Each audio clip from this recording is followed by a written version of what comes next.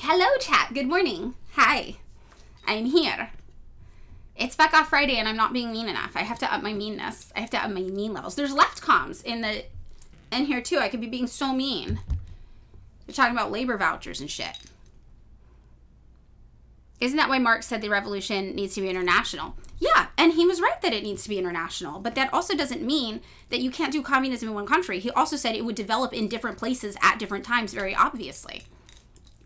That doesn't have anything to do with anything. So what happens when you have your revolution and the rest of the world hasn't yet? What does your currency look like? What's your international trade look like? How's that look? How's that operate?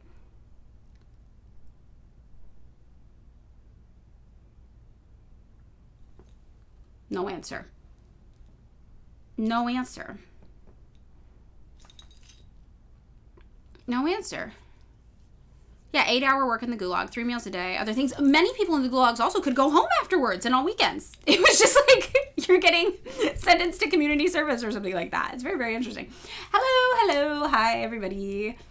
It literally makes no sense. How can you have internationalism without nationalism? I mean, like, what? I don't understand what they're thinking. Yes, I'm a communist. Yes. They killed 3 trillion in the gulags. Trillion D, actually. I heard it was trillion D. Bagillion D. It depends, Biskowich. Yeah, it depends. But when you look at them, there's different, like, the gulag system was just their I don't know, not even incarceration system fully, but like their punishment system, but not even their punishment system. So some people were sentenced to like do day labor, like community service style, but then they still got to go home and like be with their families and stuff on the weekends and at night. People had different levels of sentencing, and it was all considered part of the gulag system. Depending on what you did, right? Some it was more education-y. It's like a rehabilitation system for some people. Some people it was fucked because they were like bad people, right? Some people were like, I'm gonna destroy the revolution and I want to murder everyone. And they were like, fuck you, get away, right? Very obviously. But some people it was literally like, okay, you did some shit that's not cool to do, but you can. This isn't permanent. We're not gonna throw you away. Why don't you do some community service? Take some classes. We're gonna tell you why what you did was bad, and you're gonna learn that, and you can still go home and be with your family at nights and weekends, but you got to keep coming here. Sometimes there's stuff like that. It depends. It's very interesting. Yeah. The delusion. It's a fact. I'm sorry. You go read. This is what I tell people. Read my reading list from start to finish, and again, I challenge you to not come out a communist by the end of it. And if you complete the whole list, we got to come up with something where if you complete my whole reading list and you are not a Marxist by the end of it, I give you something, like some sort of challenge, right? Right?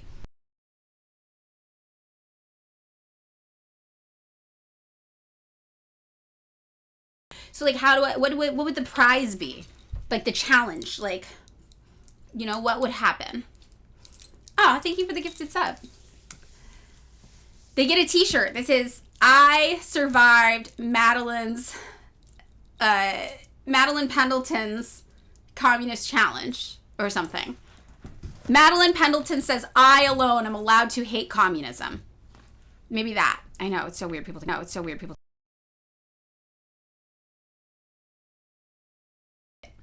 and a picture of me holding a sign with their name on it, or their picture, so you know it's real, authorized by me. People talk about Stalin's forced deportation, and this is again the thing. It's like, why are you guys so obsessed with Stalin? Like, why are you so obsessed with these individual leaders and trying to nitpick every little thing that happened?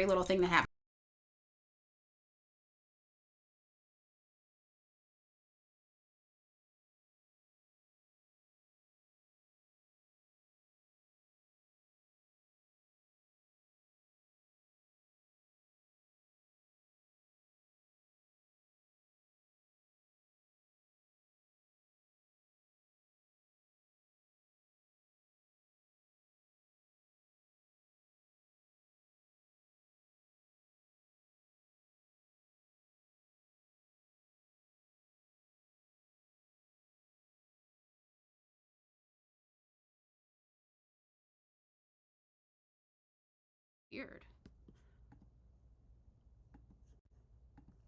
Okay, I'm just going MacBook Pro today because I don't know what's up with my screen or my cord.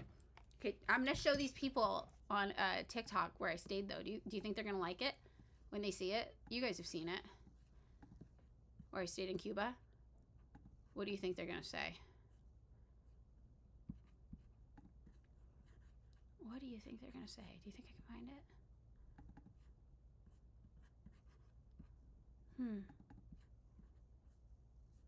What if I don't have it still?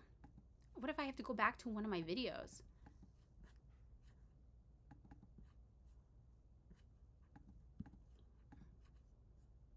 Five-star luxury nonprofit center.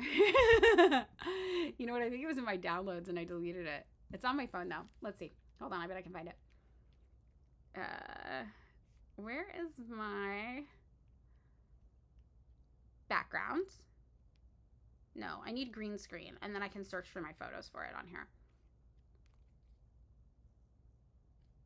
Well, the thing that happened with that is that I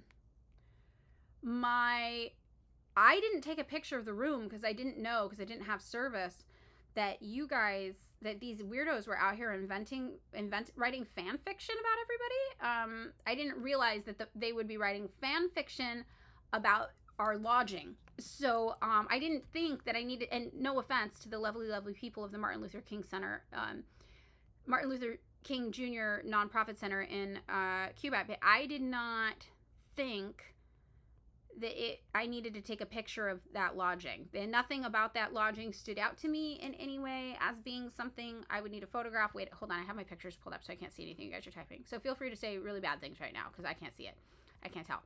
It doesn't occur to you. I wasn't like, I better take pictures of this because I'm going to need to prove something back home. Like, who would think that? Okay. So here, this is where we stayed. And the reason I only have a photo is because somebody else had a photo who stayed there. This is where we stayed. So we stayed in a room exactly like this. I slept in this bed down here. This is my bed.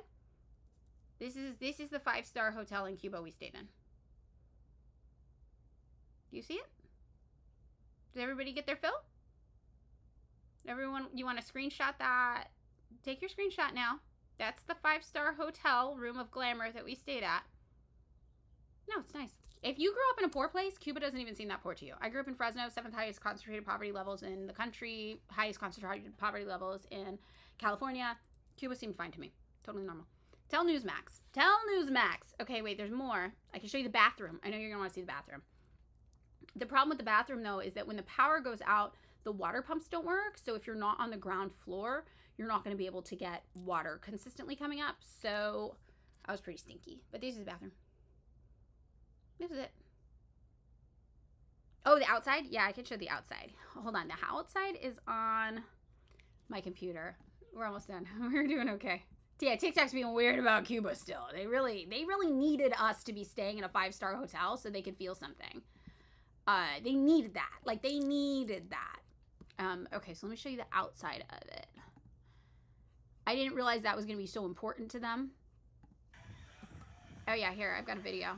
Okay, hold on. This is why it's good to come on our Twitch stream and get stuff like this all the time. This is where we stayed. This is where we stayed. My room was on this floor. That's where those rooms were, right here. That's a 5-star hotel. Yep, there it is. That's our 5-star hotel. Yeah, it was cool. It was nice. I liked it. Hassan wasn't in my brigade, so I can't speak to him, but I'm telling you what happened for me. What happened with me was that, okay? And that's where we were. I might have more. Is that it? No. Yeah, that's it. Oh. Well, it's not very... No, I don't have any very, very good. It was a cool place, though. It was nice. And they prepared me a vegan meal every single day, which was really nice. Yes. Hi, everybody. Hi, welcome, Real Chat. Should I start being mean to them now? It is Fuck Off Friday. It's Fuck Off Friday. Should we do it? Okay. I'm going to start doing it. Please be meaner. Okay. So, you guys, you don't know this, but it's Fuck Off Friday, which means I have to be really mean to you. That's what we do here on Fridays. The requirement isn't that you treat Cubans with dignity. It's that you treat it with the absolute alien fashion of how they imagine third world countries exist. Like liberals bringing up American notions of racism in Cuba. Exactly. Yes, Malrich. Okay, so it's Fuck Off Friday, so I'm going to get mean. Okay, you people, on TikTok specifically, you're very stupid people. I don't know if you know that, but you're stupid. Even compared to other people on social media, dumbest of the dumbest. I mean, it's really disturbing. And I know this is mean because it's Fuck Off Friday, but it's also how I really feel. I really, really feel like you are the bottom barrel of just idiots. Like just consuming short form slop content over and over and over again. Just idiots. And I joined this app pretty early after it stopped being Musical.ly and became TikTok. Really, really early, 2020. It was not this bad. Something about consuming short form content for 6 years has made you all, oh God, I got the bullying and harassment. That's how you know I'm doing it. That's okay. That's one of the things. It's made you all,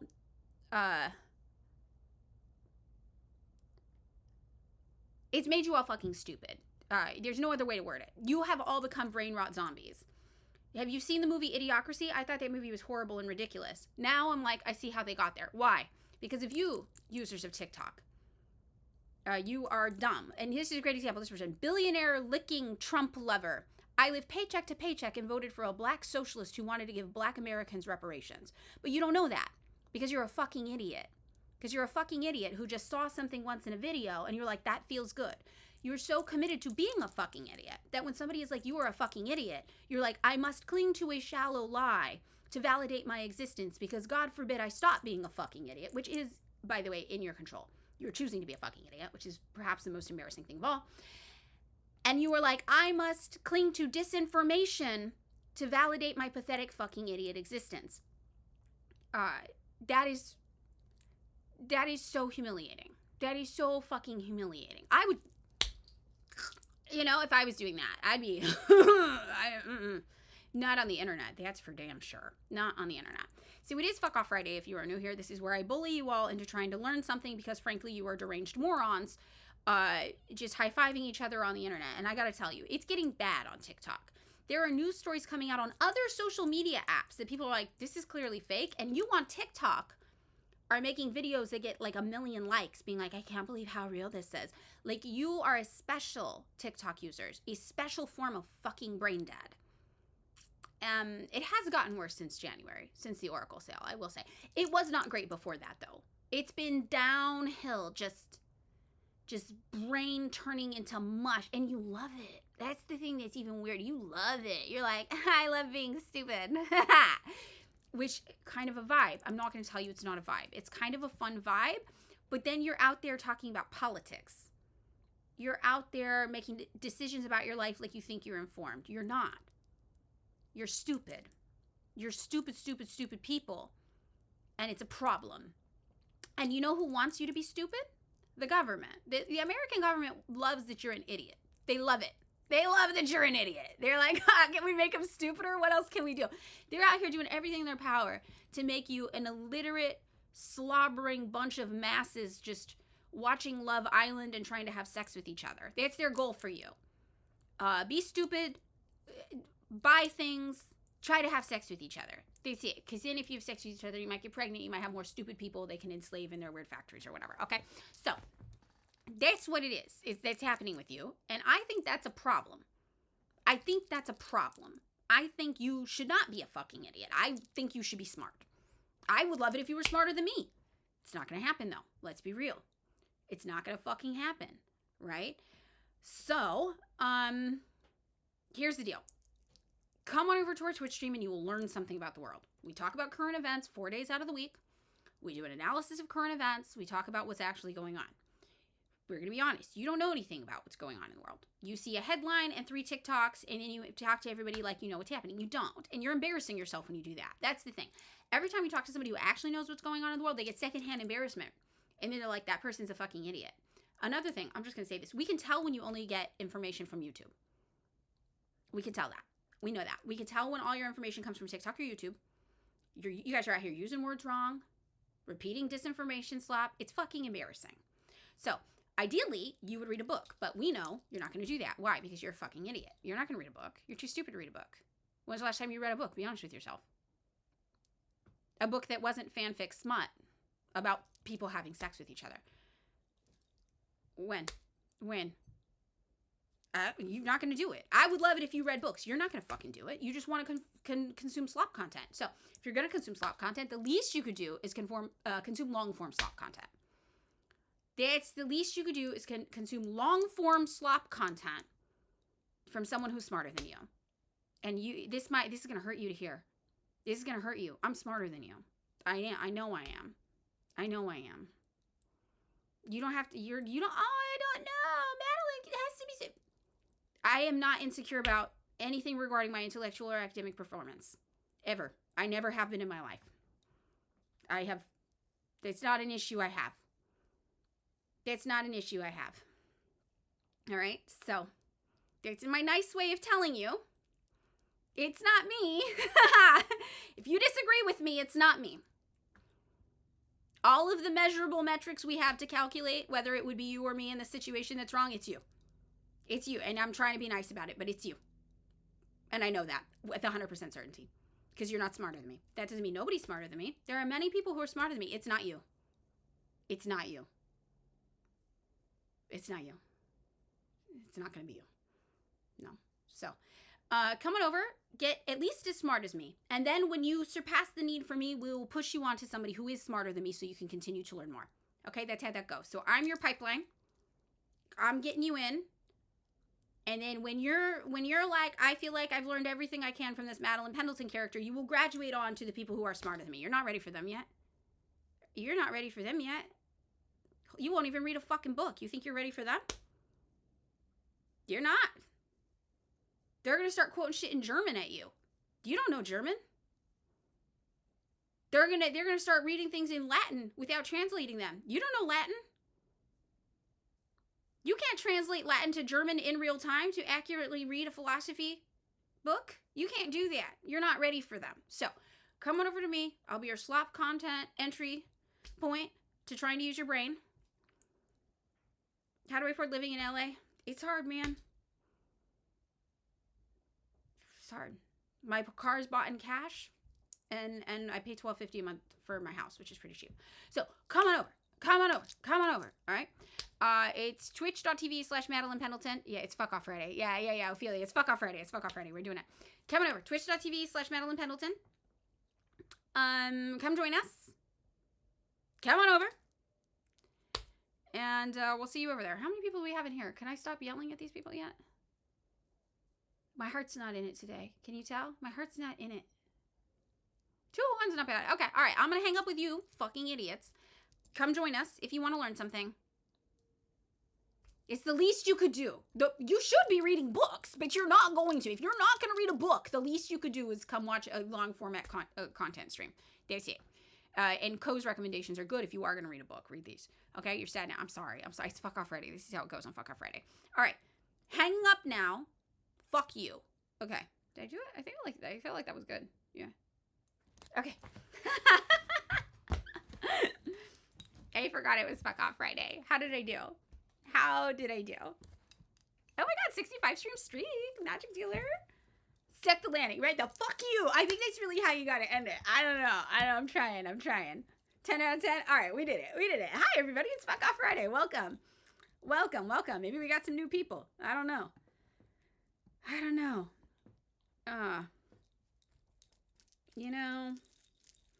Volume stream. Yep. How's this? Is this okay? Am I killing anybody? For Friendly Friday, we shall insert a protracted people's well-being and kindness hour. You know what? TikTok gets Fuck Off Friday. Twitch stream gets Friendly Friday. How about that? We impose a hierarchy.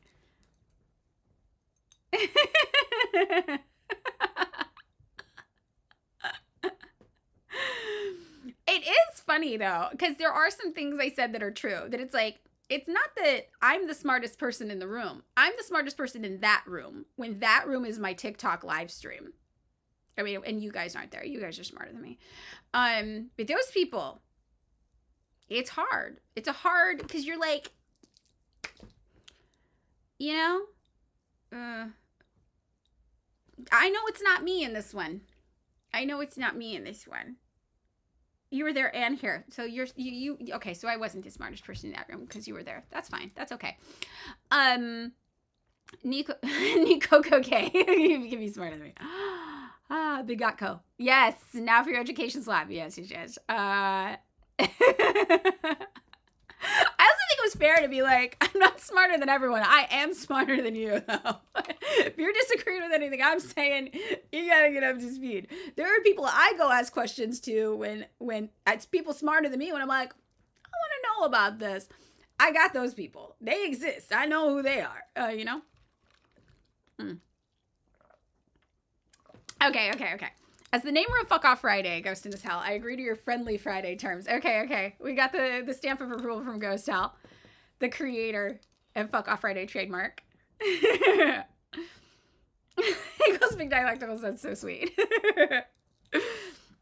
Hi everyone. Welcome to today. Are you guys excited to learn some things today? Malrish, yes. It is Friendly Friday. We're here to be friendly to each other and learn about the world. What are we talking about today? We don't know yet, Sprite can. So the way it works over here 4 days a week is we talk about current events. But to decide what current events we want to talk about, everybody submits news articles that interest them, and then we do a reading today together. Yes, we will be woke maxing today. Okay, you were looking to join the PSL. It seems like their newsletter needs a monthly donation. Are there any options of college kids with pretty much a non-existent bank account? I'm not sure what type of joining you were trying to do. Maybe it was like they have like this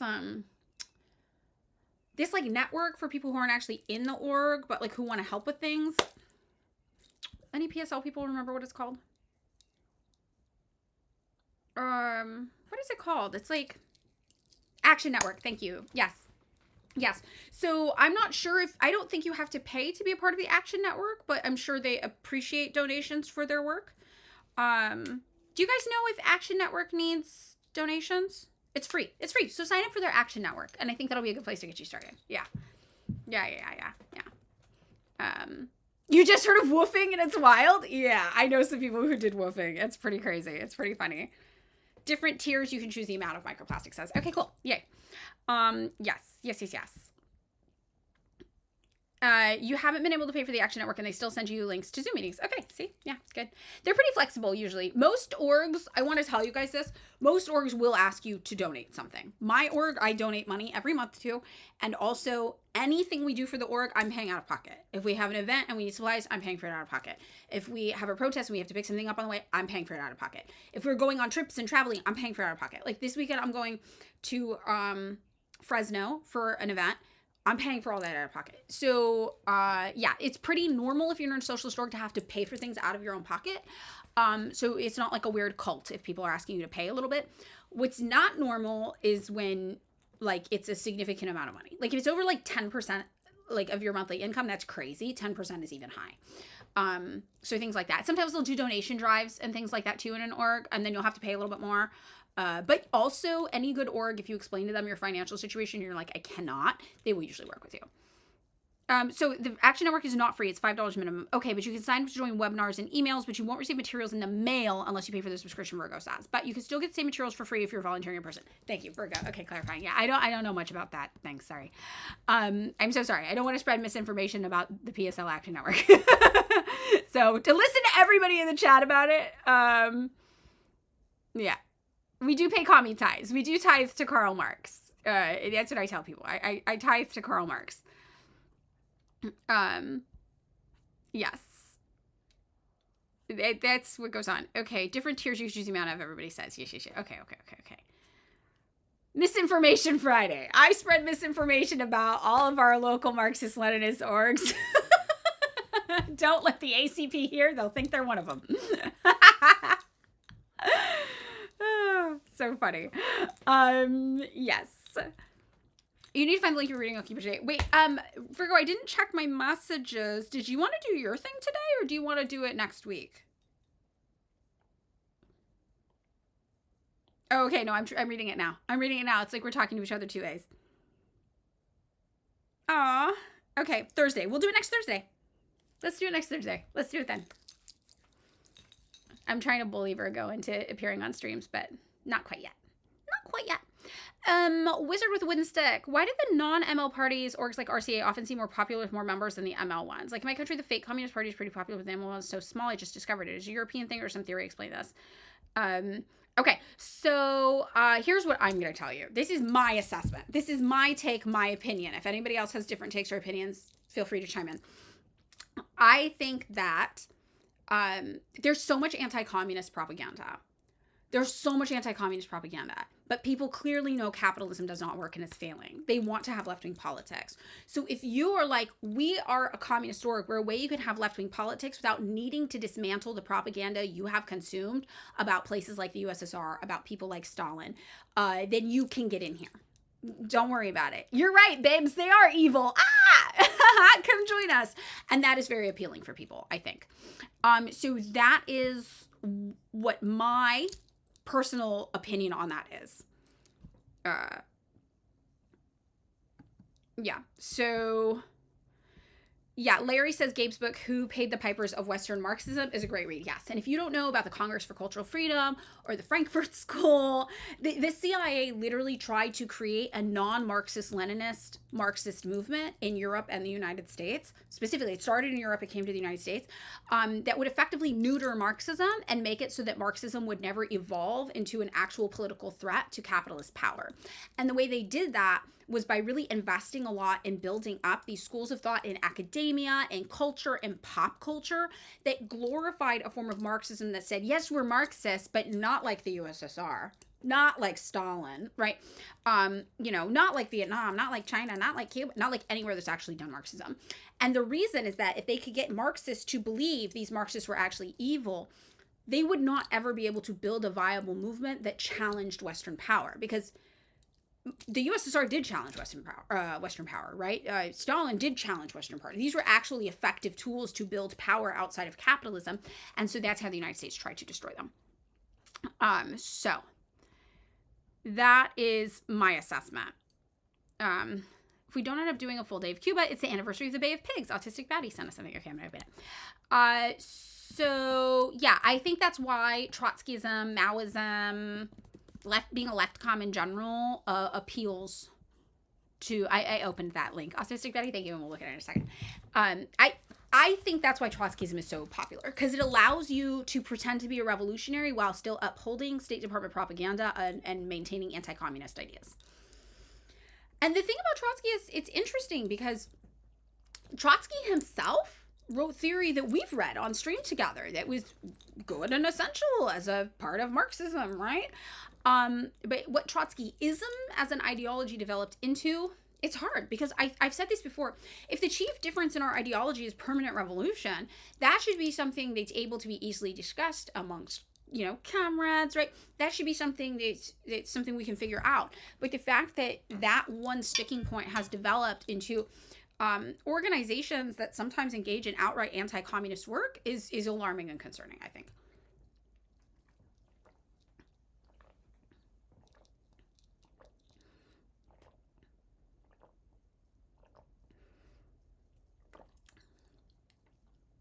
And this is why, for the PSL people in the chat, when people are like, oh, you guys are Marxists, right? The reason why they say that is because Marcy started out as a Trotskyist, standard Trotskyist, and then was like, wait a minute, if we want permanent revolution, doesn't it make sense that we should be uplifting the revolutions everywhere they happen, regardless of anything? And Marxiist, in many ways, was the original what we call a campist in that way, right?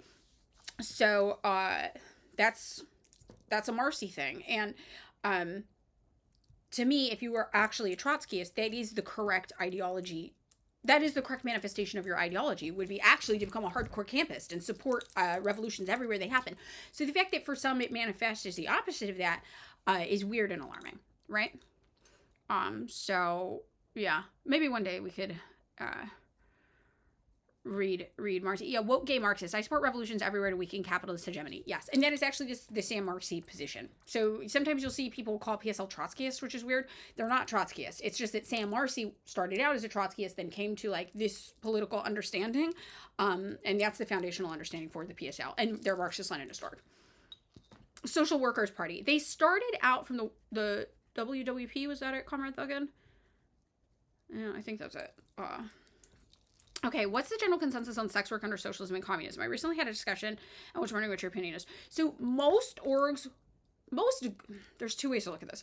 Most good orgs will argue for decriminalization under capitalism, but abolition under communism.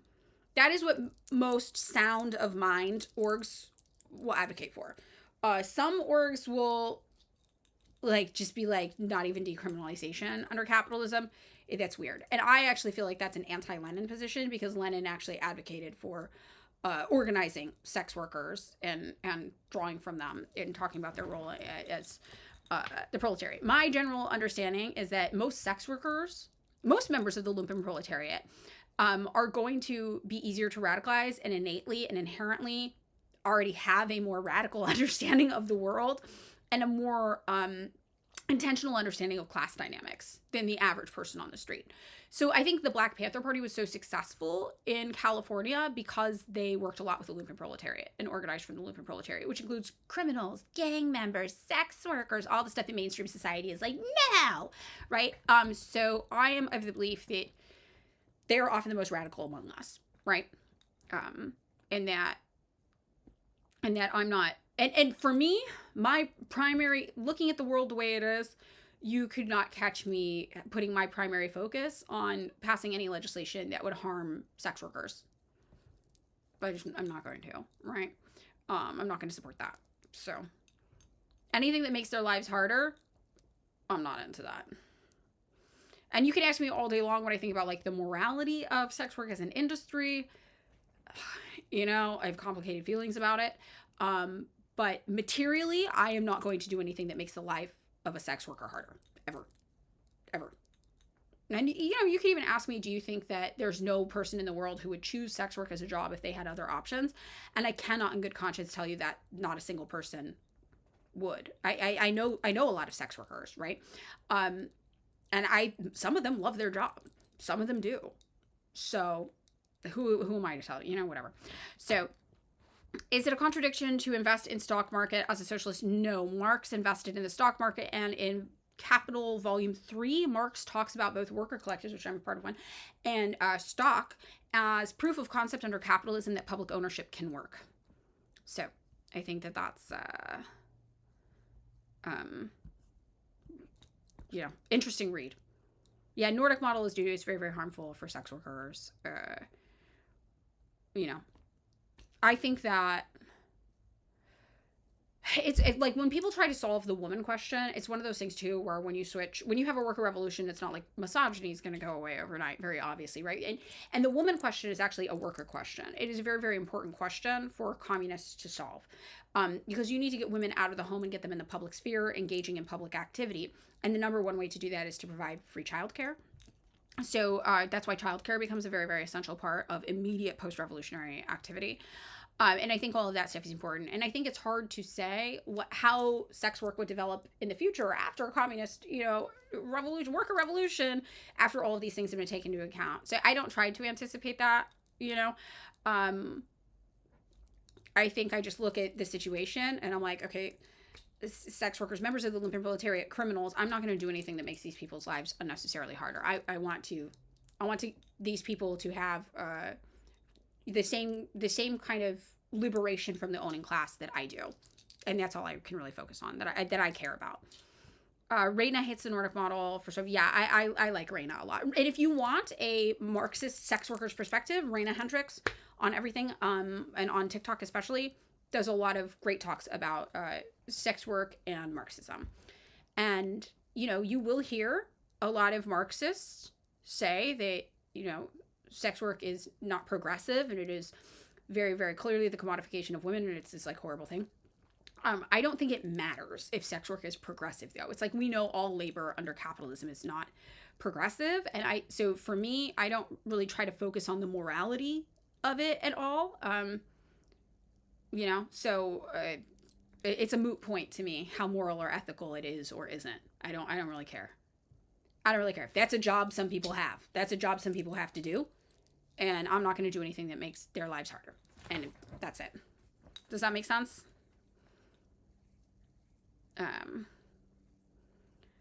Haley's Rainbow Library says, as a person who's been working childcare in different capacities for 10 plus years, I'm just waiting for the world to realize how essential it is to functional society. Yes. It really, really is. Yeah, communists care about workers. Sex workers are workers. They're workers, right? And Virgo says, if Reina commanded me to fire a nuke, I would fire the nuke without question.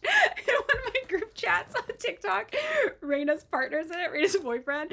And one day he said something like, I'm just going to listen to whatever Reina or my girlfriend tells me to do. And I was like, I'm also just going to listen to whatever your girlfriend tells me to do.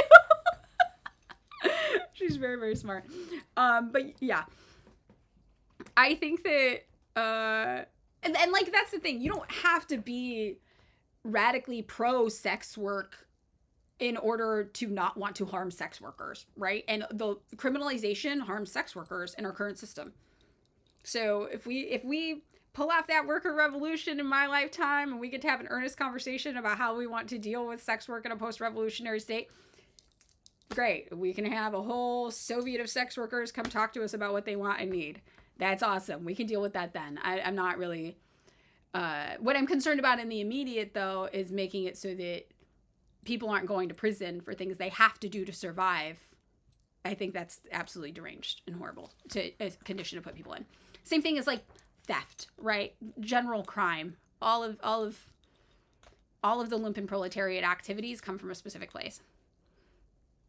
Big Gatco, sex work isn't progressive. Okay, but trans lesbians can operate drones and that's considered progressive, so why do we give a damn? Exactly. Yeah, I'm not really concerned about whether it's progressive or not. They're really helpful to think about. Kalti Moose says, we got to do A, then B, then C with these kind of questions. Yeah. I don't really have any knowledge of the Indian Maoist movement, Joe Sotaro. That's interesting.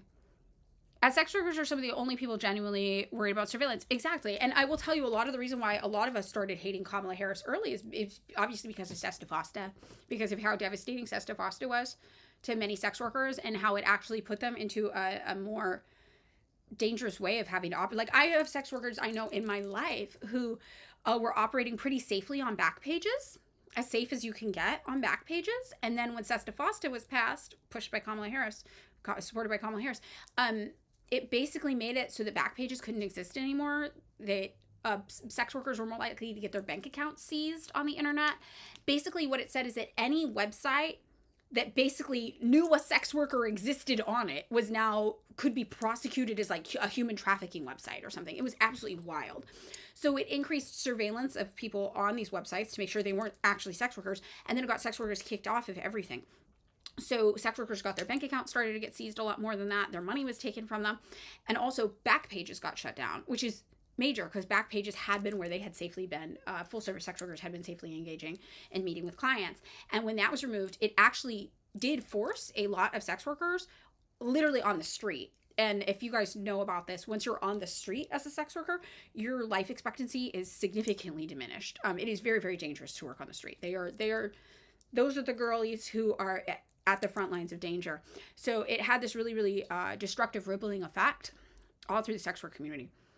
They were able to vet their clients more safely, as Carmen Thuggin says, yes, on back pages, and that was taken from them. And that was very, very scary. Exactly what everybody said would happen. Exactly. There was also another site that was kind of like Yelp for sex workers and customers, Malware says. I don't remember what that one was. Yeah. That explains why things like pay for a friend type websites are so much harder to find, very strict about stuff. Exactly. Yeah. Child Reach. I used to be quite anti-sex work due to bad personal experience within the industry, but I realized that's not generally the norm. And I started reading more stuff written by sex workers in August last year, and my views have changed to basically the same as yours. Yeah. And I used to be the opposite. I used to be like, sex work is so progressive. Like, it's just a job. Let it happen. Let it happen. But then the older I got, the more my friends who did sex work started to have more experiences in it. And some of them would be like, you know what? This isn't fucking ideal. This isn't empowering. I would choose not to do this if I had a choice. But I don't have a choice. This is the system we live in, and this is my job. So at the very least, could you make it harder for them to kill me while I'm doing it? And I was like, right. And that's reality. I still do know sex workers who love their jobs. I know sex workers who hate their jobs. I know fucking everybody in every industry who loves and hates their jobs. Most people hate their jobs. And that's when I kind of realized, like, it doesn't have to be empowering for me to not want things like Sesta Fosta to get passed that make these people's lives harder, right? And that's really, so I kind of had the flip-flop. So I started out very like, yeah, and then I was like, no, actually, it's really, really bad for people. And then I ended up in the middle where I'm like, it doesn't fucking matter what I think about it. It's the reality of how people are living today, and I don't want to do things that make these people's lives harder. And that's where I kind of balanced with it. Rev Left Radio did a wonderful episode about sex work from a Marxist perspective by sex workers. Great. Yeah. Yeah. So very, very, interesting. Yes. Also, Yarn Sky, this is a good point. Sex work is disproportionately full of disabled people for whom it is the best way for them to earn income. This is also true. And I actually haven't seen many people talk about this, but a lot of my friends who do sex work are disabled, but they don't qualify for disability, or disability is so little that they can't live on it. And this is a job they can do literally when their body is feeling up to it. They don't have to report it on anybody. They have relative autonomy over it. You know, and there are people obviously who are trafficked into sex work, are forced to do it against their will. There are people who have pimps. Pimps are obviously disgusting, vile people. Like, that's your capitalist boss in like the most literal sense of the word. Like, we should not have pimps. You know, all of these things. But there's a wide spectrum of that as well. And that's true of any, like, people are trafficked to do nails. People are trafficked to give massages. People are trafficked to sew clothing. People are trafficked to do construction work. Like, trafficking is an issue in many, many, many industries. But that doesn't, I don't know. Again, it's just like I can't get on board with criminalization under capitalism in any capacity. It's just too harmful. It's just too harmful for people I know who are trying to live. I could not look someone I know in the eye who does full service sex work and be like, I support Sesta Fosta. Like, it's just icky. It's just icky. You know? Icky. For me. So, Bisco Witch, I'm still stuck on the gulag being about re-education. Can you recommend a resource maybe from your reading list that goes into this? I have a reading list resource that actually, I think it's a PSL people, I think it's a Brian Becker book about the USSR, if I remember, because Brian Becker knows a lot about the USSR. I'm not sure if he talked about the gulags or not. Let me see if I can find something that I've read in the past.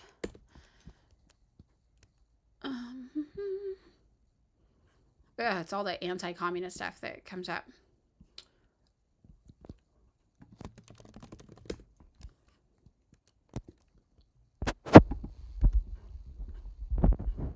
What's so wild to me, sorry, I'm just like trying to find this book, and the first thing that comes up is the Gulag Archipelago, which is literal fiction. That's a literal fiction book. People are crazy. Does Black Shirts and Reds talk about it? Hold on. I don't know if the Parenti book learns about it, and it's just about the Russian Revolution.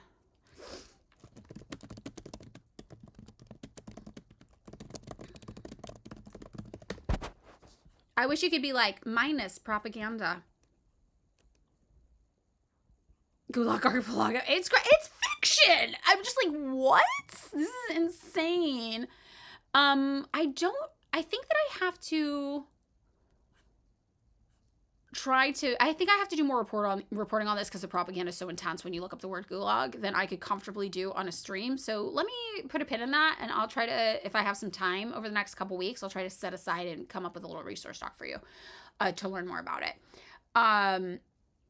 So that would be interesting. But again, it's not like if you were a bad dude, yeah, you'd go to the gulag and you wouldn't have a fucking good time, right? But if you just like, you know, stole milk from your next door neighbor's house, they weren't going to be like gulag you for fucking 80 years and no food or something. You know what I mean? So it was a vast and complicated penal system with light sentencing, heavy sentencing, depending on your crime. Yeah, we need that. Pro Wiki.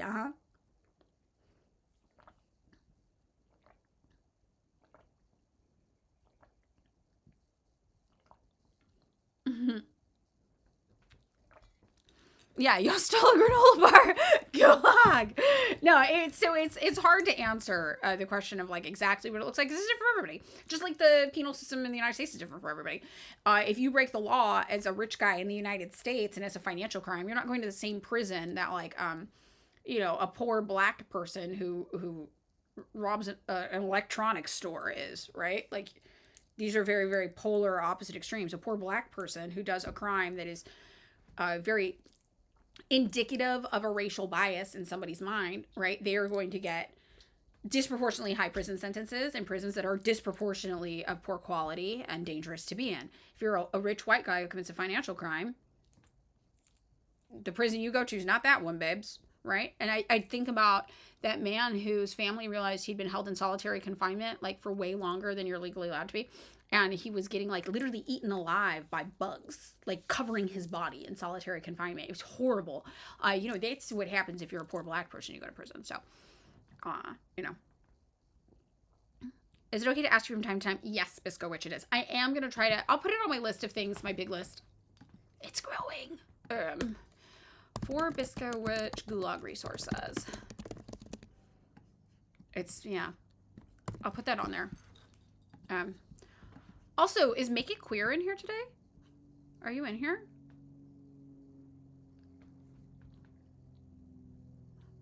If not, I need to message them. I want to talk to them about the Festival Levante. Okay. All right.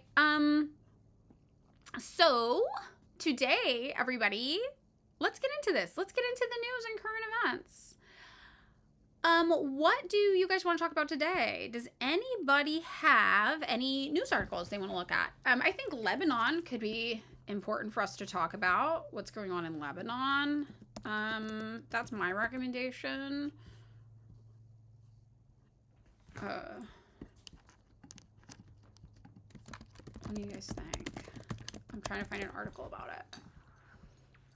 Okay, everybody's ready. Okay, London's best gay. We've got the Brits, the British contingency. You're on your phone, but here's a rec. Okay. Oh, Cuba. Ugh. Oh my god. I hate that about Cuba. I'm gonna fucking cry. Ah! Lebanon and Jordan. Jazzy Renee, first time chat. I agree too.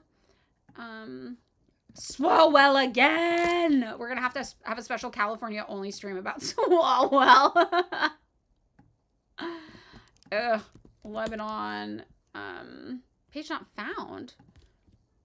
What? Do I not get the... Oh, I didn't put the S. I invented a whole conspiracy theory about how we're not getting all the news about Lebanon, but I just didn't type the S at the end of the URL. Who's doing this to me? Is it the government? Okay. Nope, just me. Except quoting Pulp Fiction. Oh no, we'll watch that as a special treat.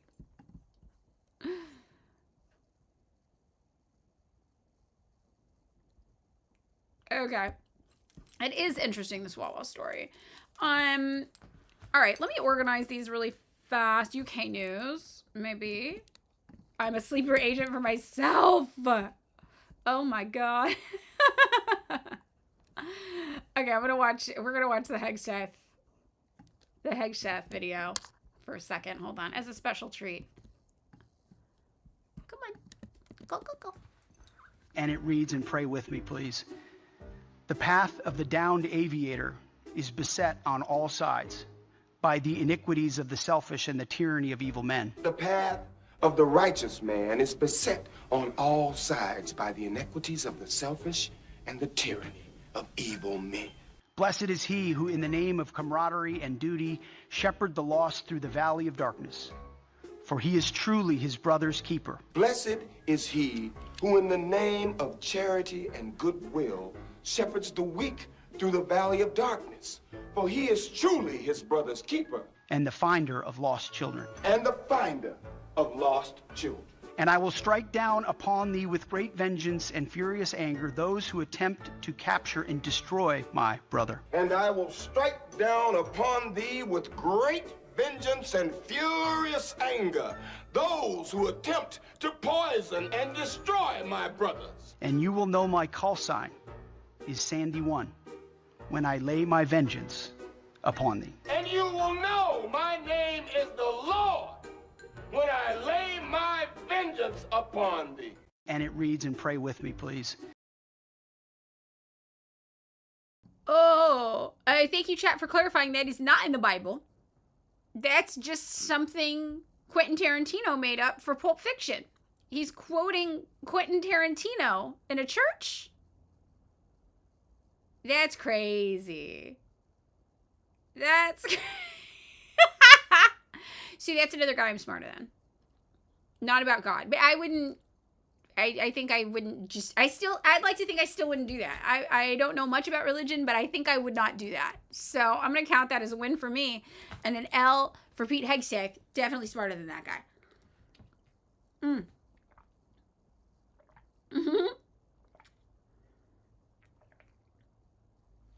Yup. I know it is. It costs a lot of harm. That's how you feel when you read about the CIA too. Sometimes you'll read their shenanigans and you're like, this is so fucking funny. Help. And then the next page you read, it's like, and then we murdered 86 children with this technique. And you're like, fuck! Like, oh! Like, it's just like constantly flipping back and forth between doing something so fucking deeply evil and then like a comedy of errors where everybody just goofs a little. It's horrible. It's awful. Ugh. This is the problem with Western leftists, and Maurer says. People won't go to a church and quote Quentin Tarantino. I agree. This is the problem. This is the problem with the Democrats, the liberals. The liberals won't go to church and quote Quentin Tarantino. Yes. Bye, Smash Ultra. Be safe, be safe. Okay. All right. Well, there's lovely. I am going to now look at our recommendations here for the news, and I'm going to organize them in a lovely fashion so that we can decide what we want to do.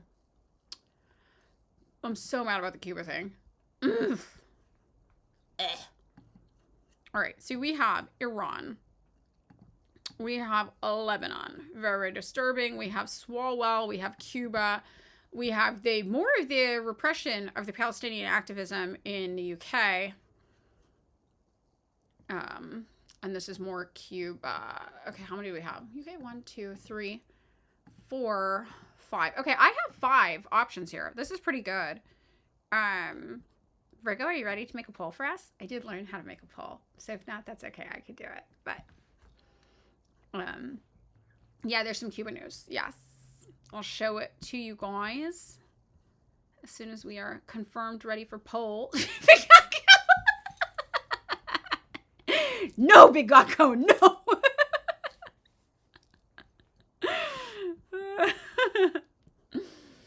I could probably do the poll.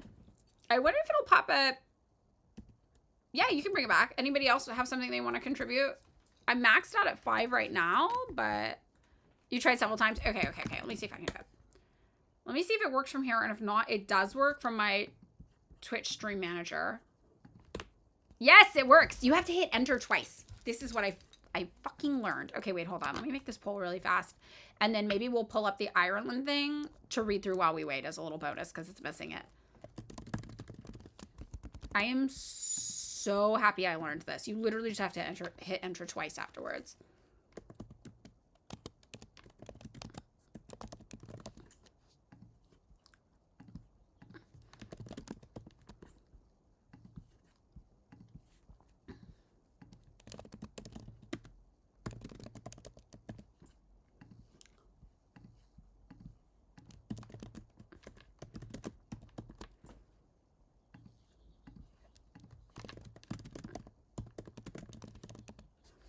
Okay, start poll. Content does not meet guidelines. What's wrong with my guidelines? Is it because I said gay of Hormuz? Content, what does that mean? What guidelines is it not meeting? Hold on.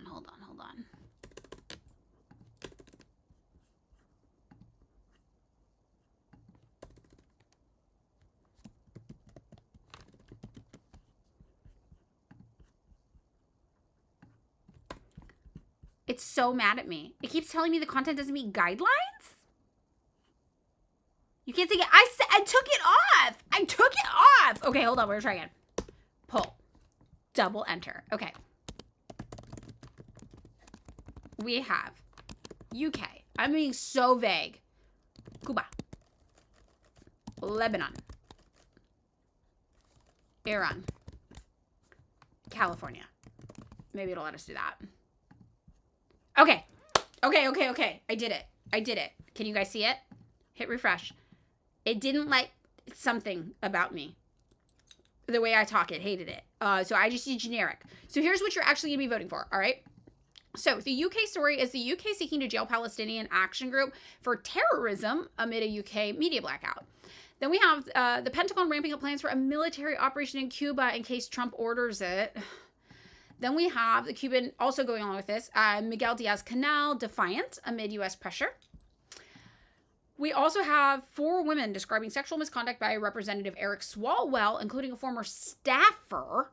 Then we have Lebanon, southern Lebanon's only functioning hospital damaged by Israeli strikes. And then we have the Strait of Hormuz in Iran opening again. So this is what we were looking at to read. The poll is up. Hit refresh if you don't see it. And Joseph Char, we're going to read this Ireland story as your entertainment while we wait. Okay. So, fuel protests have Ireland's government facing possible no confidence vote. What does a no confidence vote mean in Ireland? Is that like an impeachment or something like that?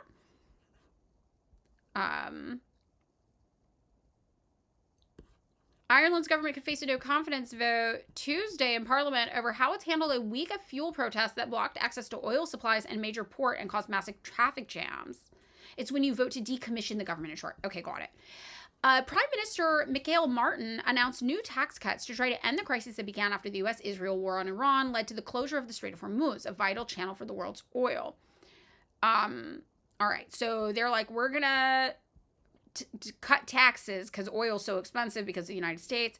Opposition parties were like, this is not enough. You're not doing enough. Sinn Féin, the largest opposition party, was like, get these guys out of here. Martin's coalition government scheduled an earlier vote of support. The passage of a no confidence vote would force the ruling government to resign and lead either to Parliament voting on a new prime minister, to form a government or triggering a new general election. The Social Democrats, Labour, People Before Profit, Alan too, the Green Party, and Independent Ireland have said that they would back the motion. So it's more of a conservative guy who's in charge right now, conservative party that's in charge right now. Is that correct? Oh my God, yay. Hi, Jules 8. Welcome, first time chat. Sinn Féin. Okay, got it. So they're the Liberals. The Liberals are in charge. And then this vaguely lefty party coalition is like, fuck you, libs, get out of here. Is that what's that? Liberal. Do the star. It's a slur.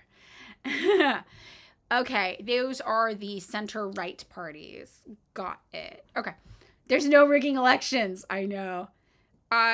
Okay, so Sinn Féin is Dem-Soak, and People Before Profit is Trotskyist. Okay, got it. See, this is what I mean. Cuba's the winner. Okay, we're gonna talk about Cuba. The Trotskyists are very, very popular, not important. And I do think it has a lot to do with people wanting to be progressive, but not wanting to do the hard work of deconstructing their anti-communism. That's really what it is at the end of the day. Kind of off the topic, is there a difference between what people call democratic socialists and social democrats? In the United States, there is. In Marx's writing, there might be unique conditions in Ireland that it's not. I don't know much about Ireland except for the history of Ireland. So if anybody wants to come in and clarify if it's the same in Ireland, like here in the United States, the people who call themselves democratic socialists aren't. They're actually social democrats. And we know Marx discussed the difference between social democrats and democratic socialists. Democratic socialists in many ways have the same goals and interests as communists. However, they think you can vote your way into socialism. Communist Marxists do not. We don't think that the system will allow you to vote your way into it. So communists will sometimes work with democratic socialists, actual democratic socialists, to meet similar goals, right? But social democrats, they do not actually want socialism. They want our current system with a larger social safety net, a larger welfare state, to kind of postpone people rebelling. So here in the United States, it's confusing because we have democratic socialists, but all of the candidates they run for office are not actually socialists. They're not actually democratic socialists. They just have that name. They're social democrats. Soc Dems are just Soc Dems in Ireland. There's no revolutionary party that isn't legal. Got it. Okay. Wait, are you communist? Yes. Real Yoloshka. We are communists. Yeah, we are. Allende was a democratic socialist. So in other countries, they do have democratic socialists. I think Allende was. Some people say he wasn't even trying to do that much, just like land reform, though, and was more a social democrat. So, but, look what happens, right? And that's why we think democratic socialism is not a viable path, unfortunately. I always say I don't think you can vote your way out of capitalism. I'd love to be proven wrong, though. That sounds easy. Why not give it a try? So that's what I think. And then, and they overthrew these people. So, yes, the Marxist-Leninist Party in Chile supported him. Right. So if there was actually a democratic socialist movement in the United States, we, the Marxist-Leninists in the United States, would probably form coalition with them to advance certain goals. We would obviously have things we disagreed on. But if there were real democratic socialists here, I could see us forming coalition with them, just like we form coalition with the Green Party. Those are non-Marxist socialists. And sometimes even the DSA will endorse what we have going on, and we're like, that's cool, thanks. It's rare, but sometimes they will. So we're into coalition building, definitely. And, I think we would be into that. I don't think we really have much of a democratic socialist movement out here, though. So... very, very interesting. The big C word. What's the big C word? Communists. Oh, yeah. Communists. Yeah. They didn't like that. That's how it goes. Did they leave? Are they still here? So, yeah. Mamdani defending library. Exactly. He's more of a social democrat. And I think I have this theory of the most popular streamer on Twitch. I haven't consumed a lot of this person's content. People disagree with me on this, but my operating theory still is that he is actually a democratic socialist, and that breaks people's brains. Because I just saw the speech he gave where he was like, the dissolution of the USSR was the greatest tragedy to happen in modern history. And I was like, that is correct. But I also know he advocates for voting within the Democratic Party, which is not something I would advocate for. So that's what I mean, where I'm like, I think he just actually is a democratic socialist. And we just have so few of those really in the United States that people don't know how to handle it or like where to position or what to do with it. Because the actual DSA, very much they don't operate like democratic socialists most of the time. They literally operate like social democrats. Malrish, DSA is a bunch of soak doms and then a bunch of us that are more radical trying to push things left. Okay, so you're in DSA. Okay. Yeah, I know there's Marxists who caucus in DSA. So yeah, I agree with that. I agree with that. That is what I think. He still says DPRK is a dynastic. Yeah, he says, He says, there's what it is. So, that's, again, we don't agree with social democratic socialists, on everything, but there are certain goals we will have in common. There are certain things we will agree on more. Most people calling themselves Demsoaks didn't know if they actually were a thing. Yeah, there's a lot of Demsoaks here, but they don't even know what that is, so they just call them they'll just call themselves democratic socialists, but they don't know what it is. Very interesting. He says you can't vote your way into socialism. Oh, okay, interesting. All right, so maybe not. So maybe I'm wrong. I don't know. I probably shouldn't have opinions about it. It was just a theory I came up with. All right, so I don't know enough about that person's politics. I shouldn't speak on it, and that was a mistake that I did. You reckon Demsoaks are rare in the USA, coming from the fact that armed resistance is hardly going to happen in the Imperial Core? Interesting. Here in the United States, they use democratic socialist to mean slightly less cruel liberal. That is true. Most people who use that term, that's how they are using it. But not everybody, again.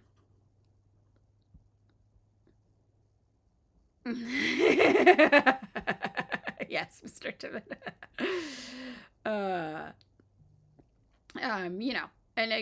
It's fine. It's okay. Looking through the chat. All right, I think we're okay. So this is what's going on over in Ireland. The lefties are mad at the libs. The libs are blowing it in Ireland. Now, what won for today's story is Cuba. So we're going to talk about Cuba. We have two stories to get through about Cuba. We're going to read the positive one first because I need a win. California's now going to we're going to balkanize the United States, starting with California. All right. So Cuban president defiant amid U.S. pressure and energy blockade threats. Miguel Diaz-Canel marks anniversary of Socialist Revolutionary Declaration under threat of U.S. attacks. Cuban President Miguel Diaz-Canel has said, that's him, love him, that his country does not seek conflict with the United States, but is prepared to fight if necessary, as Cuba marks the anniversary of its socialist revolutionary character amid the threat of U.S. attacks. Diaz-Canel struck a defiant tone on Thursday in remarks before a crowd marking the 65th anniversary of Fidel Castro's declaration of the socialist nature of the Cuban Revolution and the failed invasion at the Bay of Pigs by forces aligned with the U.S. the day after. So just for a little context for this, when Fidel Castro had a revolution, he was not trying to have a Marxist-Leninist revolution. You guys know Fidel Castro came from a wealthy family, a well-off family. and his family, they owned several small businesses. So many small businesses, in fact, that there was an area they called Castro Town, right? So he became actually a lawyer, and he was unhappy with the colonial nature of the relationship between the United States and Cuba. He was unhappy with Batista. Batista was a U.S.-backed dictator. The people in Cuba were living in very, very, very bad conditions at the expense of making American businessmen wealthier. And so he actually tried to go through legal channels to challenge the government of Cuba and get them out of there. But he failed. Everything he did, he became a lawyer. He was trying all these legal routes to get rid of the Batista government, and he could not. So that is when he actually was like, the only way out of this is revolution. And at that time, he still was not actively trying to have a Marxist-Leninist revolution. When he talks about, in some of the speech that we read, he talks about, well, the communists, like I even used to say bad things about the communists. I used to look down upon the communists. I had bias against the communists. But he became a revolutionary, not a communist. And it was only throughout the course of becoming a revolutionary that he became educated on communism, on Marxism, Leninism. And it was after the revolution had ended that he gave a speech saying, we have actually had a socialist revolution. So this is interesting. So it is the 65th anniversary of Fidel Castro's declaration of the socialist nature of the Cuban Revolution. And that is when Fidel Castro came out and was like, we did a socialist revolution, actually. Yeah, now we're going to do socialism. So that was a big deal. That was a big deal. Yeah, in a lot of ways, Castro was trying to be a democratic socialist, maybe. And then, of course, the United States was like, fuck, this is bad. Because at first, the United States was like, we don't know what's up with this Castro guy. Maybe he'll just work for us, too, and we don't really care. So they were like, okay, fine. Yeah, sure, you're in charge, whatever. So when Castro came out, I was like, no, you fuckers. We had a socialist revolution. The United States was like, fuck. This is bad. And that's when the United States started trying to overthrow the revolution. So the Bay of Pigs was a failed invasion by the United States. What happened? The United States got together with some of the people who fled immediately after or during the revolution, some of the capitalist class. They fled to Miami. The United States got them together, made them form an army to go re-invade Cuba to try to undo the revolution. And that was really what tried to happen here. So they failed, thank goodness. But yeah, it was a violent attack on the Cuban people. So, and if you want to learn more about that, go back and look at our Cuba series that has videos and interviews and things like that. You can find it maybe still up on my VODs here on Twitch, definitely on my YouTube. So Diaz-Canel says, the moment is extremely challenging and calls upon us once again, as on April 16th, 1961, to be ready to confront serious threats, including military aggression. We do not want it, but it is our duty to prepare to avoid it, and if it becomes inevitable, to defeat it. President Donald Trump has threatened that the U.S. could overthrow the Cuban government, a longtime source of ire for Washington, and has ratcheted up energy restrictions meant to squeeze the island economy. We may stop by Cuba after we finish with this, Trump said earlier this week, stating that his attention could turn to Cuba after the end of the U.S.-Israel war on Iran. Very, very disturbing. Okay, we're going to watch this video. At Cuba's largest pediatric hospital, the emergency room is unusually empty.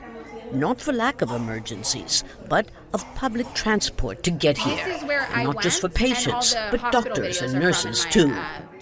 Dressing us in oversized surgical robes that were recently donated, anesthesiologist Anyot Fernandez takes us to the recovery room. It's almost barren because surgeries have been reduced to the bare minimum. We used to carry out 10,000 surgeries a year. I don't think we'll reach 1,000 this year. After COVID, we went progressively downhill, but the public health system prioritizes pediatrics, so we made do. But now our reserves are hitting rock bottom because of the power crisis. Our laboratories can't produce medicine or anesthesia either. More than 3 months of a near-total U.S. fuel blockade on Cuba are having deadly consequences, especially in hospitals and clinics, where conditions are rapidly deteriorating. Infant mortality, once the lowest in the Americas, is rising steadily. And these are two very modern machines. This one is much older, but it's essential, and it doesn't have a battery. So if the light goes out, it's off. And go blind. Dr. Fernandez says it's like operating blind. Acute fuel shortages and constant blackouts are also impacting life-saving treatments, like kidney dialysis. At the Carlos Finley Hospital, patients say they're under extreme stress. We have to come 3 times a week, and if you don't have transportation to get here, you can die.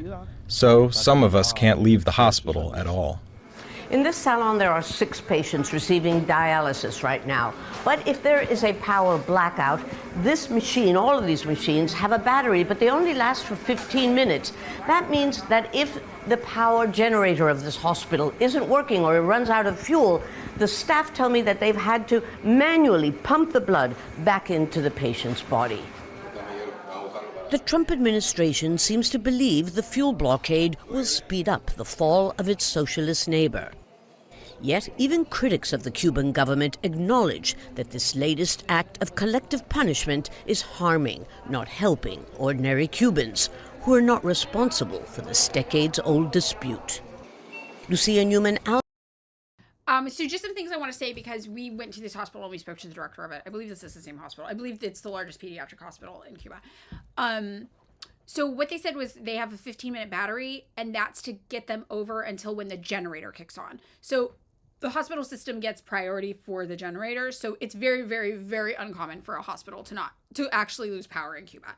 So they said we have to hand pump this. Sometimes things like that'll happen, but it's very, very uncommon. They're like, usually we don't actually have a problem getting power because we can get power.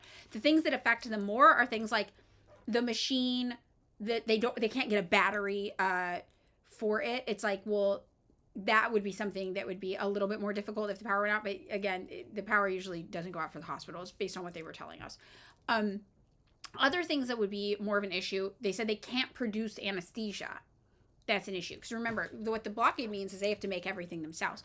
Other things is usually like when machines need to be repaired and they can't get something. That becomes an issue to fix the machine. So those are more of the things that are affected by the blockade. But when they said like, we'll hand pump blood. This is like when the director of the hospital was like, oh yeah, the blockade is like the worst teacher you had in college. And they're so strict and they make everything so hard on you, but you come out of it learning so much. And she's like, yeah, we don't let people die. We'll do whatever. We'll hand pump blood for fucking 20 hours if we have to. We don't care. Like, they really have that mentality. They're like, fine. You want to make it harder for us? Nobody's dying, so we'll do what it needs to happen. So it's very, very interesting. And I just wanted to say that for the context of that. Am I a lot quieter than the video? I'll turn down the computer capture so we're even, so you don't have to go back and forth. So yeah, but I just want to say that usually they do have power, and it's typically not that big of an issue. Even before those increased restrictions, Cuba's economy had suffered from decades of economic embargo from the United States. And that's what that to me is the most important thing to hammer home. This isn't new to them, right? Along with economic mismanagement, no. And political repression, no. That prompted many Cubans to leave the country, no. The blockade caused some people to leave the country. This is like just blatant Western propaganda, the anti-socialist propaganda. A vote at the UN in 2025 demanding an end to the U.S. embargo passed with 165 votes in favor and 7 against, including the U.S., Israel, Argentina, and Hungary. The resolution has been passed annually for more than 30 years. So everybody, except for 7 countries, has tried to pressure the United States to end the blockade against them. And they're saying no. Even countries that hate communism and socialism are like, this is just ridiculous. Diaz-Canel said on Thursday, Cuba is not a failed state. Cuba is a besieged state. This is accurate. This is what almost every single person in Cuba wanted us to tell everybody. They're not failing. They're winning despite it, but they're under siege. They're under siege. They're under economic warfare. And economic warfare, as we've talked about, is very deadly. Cuba is a state facing multidimensional aggression, economic warfare, an intensified blockade, and an energy blockade. And that's all economic warfare. So I think that's a really important framing to have. Now, and this is something that capitalists do. They try to economically destroy a socialist country by putting them under economic countries or conditions no country could succeed with. No capitalist country should succeed under those conditions. And then we go, look what communism did. No, babe, look what capitalism did. Look what your imperialism did. Look what imperialism, the highest stage of capitalism, did. Joseph Char, they're being starved out in such a sick and immoral way to force their hand. Seeing people in the hospitals and the doctors and nurses being unable to help them is heartbreaking. Do not forget how U.S. is not crossing a line they haven't crossed before or aren't crossing in other places. Gaza has 0 functioning hospitals. If you're ever skeptical about how bad the state is, just turn back to how this exactly went. Exactly. But I will say, the people in Cuba do not say that they are failing. They do not say that people are dying. That is not the vibe they give. So this idea that they can't help people and people are dying, that is Western propaganda. But the idea that they have to work extra hard to be able to do it because they don't have the basic things they need that would make life easier, That is true. And that's really how they frame it. So they wanted us to push back on that kind of propaganda and be like, no, no, no, no, no. We're still here. We're fine. We're doing it. It's fucking annoying as hell, but we're doing it. So I think that's important framing for us to have to honor them. But I'm going to show you guys just as a refresher, or for anybody who didn't see it before, just a couple of the Cuba videos just for reference to see what they have to say about it. And I think I have a video from the one college kid talking about when they're like, we don't want war, but like we will fight. That is really important. And I think I have this here. Hold on. We're strong. Yes, this is the video I was thinking of. This is a Cuban college kid that I met. We played this before. I'm going to play it again, obviously. We're a strong moral country. We're weakened economically, yes, but in our bones and our will to resist, it's forged in our soul. You know? So it's good for you to know that those are just lies. Lies. And we have no. Let them come with the guns. Let them come with whatever they want. We'll stand here. We'll fight for those who will stay. Those who will stay will stay. We'll fight, and those who will not, well, shame on them, right? The Cuban people is ready to defend our land, no matter the cost. And that commitment is the commitment of the young people in Cuba too. The majority of the young people, we can say that all the young people think the same, or all the people in Cuba think the same, but I can ratify that the majority of the young people and the Cuban people in Cuba is really has a strong commitment to defend our land, no matter the cost or no matter sacrifice. Si quieren, llámenle dictadura. If they want to call it dictatorship, okay. Pero es una dictadura comunitaria. But it's a community dictatorship. Para resolver. I'll replay the beginning because you guys said it was quiet, just so you can hear him, because I really like what he had to say the best. We're a strong moral country. We're weakened economically, yes, but in our bones and our will to resist, it's forged in our soul. You know? So it's good for you to know that those are just lies. Lies. And we have no. Let them come with the guns. Let them come with whatever they want. We'll stand here. We'll fight for those who will stay. Those who will stay will stay. We'll fight, and those who will not, well, shame on them, right? So I felt like that was really, that's the vibe of everybody there. They're like, we don't want to, but also like, we're not going back to how it was before our revolution. We will defend our country. And you hear that. The story about North Koreans leaving to China doesn't work. Really? Hold on. Let me look. 1 second. I'll fix it. Is it just, let's find it. I can fix it right now. Is it the 200,000? Oh, yeah. No. An average of 200,000 visit China every year alone. I'm looking. Ooh, okay, hold on.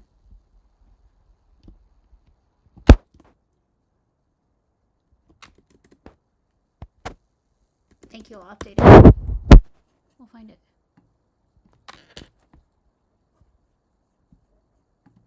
A little detour for a minute. Sorry.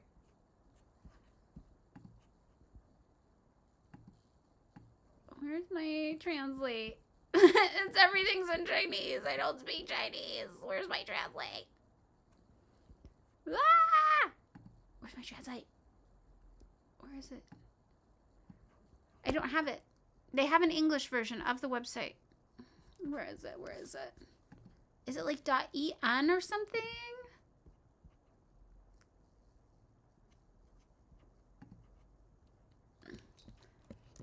China National Bureau of Statistics. Show me English. Yes, English for me and my stupid American brain. National economy, off to a good start. Okay, data. So all this info is data, like is all public, right? Shit, agency? Fuck. No. I gotta go search for it again. China border crossings by year, by country, immigration. Oh, I think this links to it, if I remember right. Let's see if this does it. No, it doesn't. No, it doesn't. I'm gonna find it. I'm gonna find it, chat. Hold on, hold on. Hold, please. Talk amongst yourselves.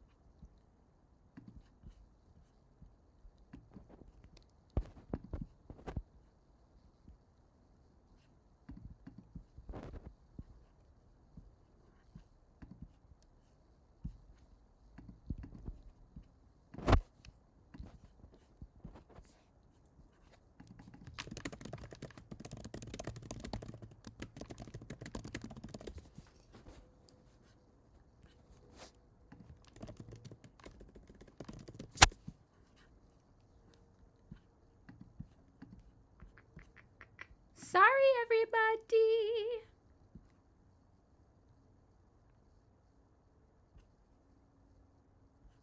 Hold, please. I think it's important to keep this thing up to date because people use it a lot. So that's why I'm doing this.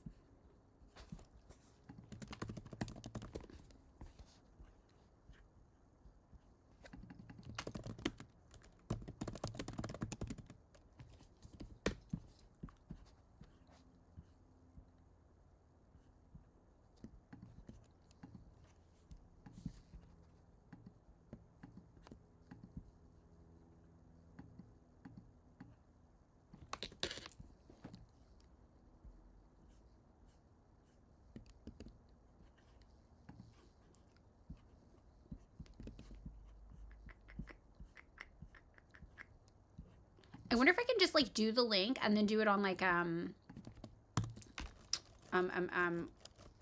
like a web archive or something, you know? Wayback Machine. I'm gonna try that.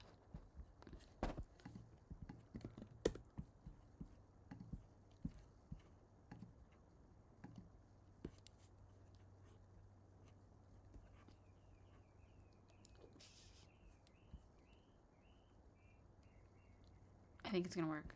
I think it's gonna work.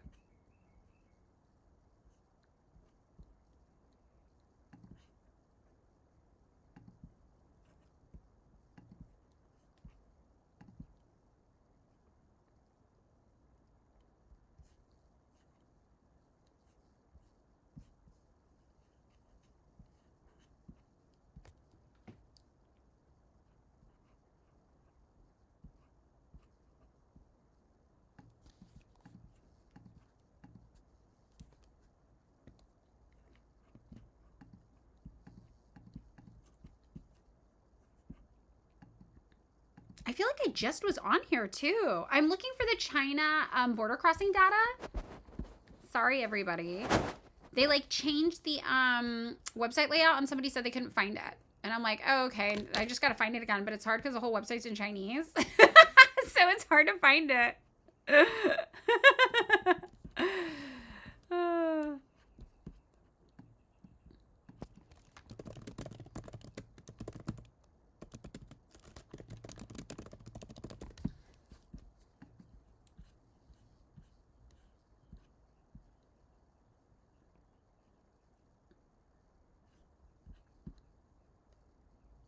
Here's the link. Is it gone though? No, it's not it. National data. Yeah, they changed the whole link to where their national data is laid out. It's super annoying. Even when you access it from other places, they just changed the location of it.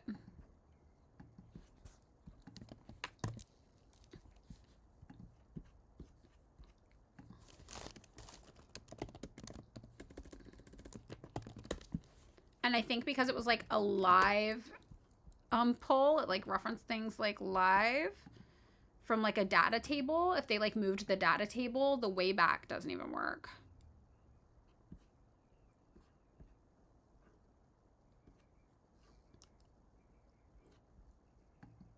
Like, look. This is what the Wayback Machine pulls up now, because they probably just changed around where everything was, because it's like this way to simple search from like a real data table, which is like very annoying. Ah!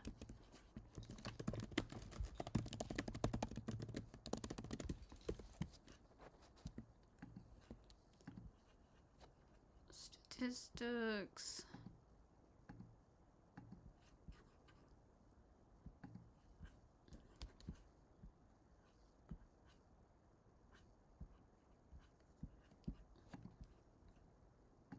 And this is like where it is on their website now.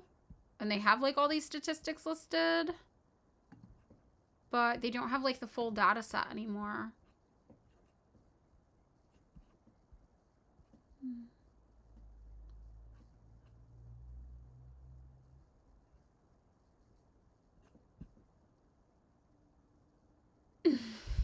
The bread man. The bread man. Oh. Exit entry trips. See, they have like all these like things, but I can't find like their full data set anymore. Oh my god, what was the Noise China website? What was that Noise Chinese website? I did not like that. I did not enjoy that noise. Statistics. Where's just show me all your statistics? Why are you hiding them from me now? Ugh, it's so upsetting. And then it keeps making this beeping noise at me. China, go back to your old website. Come on. Come on. China Data Bureau English website. National Bureau of Statistics in China. Okay, here's the website. We're going to look forever. Or together. Statistical Database. Annual data. That feels right. Oh, I found the data tables. Oh my god. Yes. General Outlook. Okay, public interest sports. Culture. It might be under culture. Transport. It could be under transport. Tourism. It's under tourism. It's under tourism. Number of overseas visitor arrivals. We're finding it. Oh, and they updated their data. Remember before we only had it up to 2018? Oh, it's not broken down by. Okay, no, never mind. All right.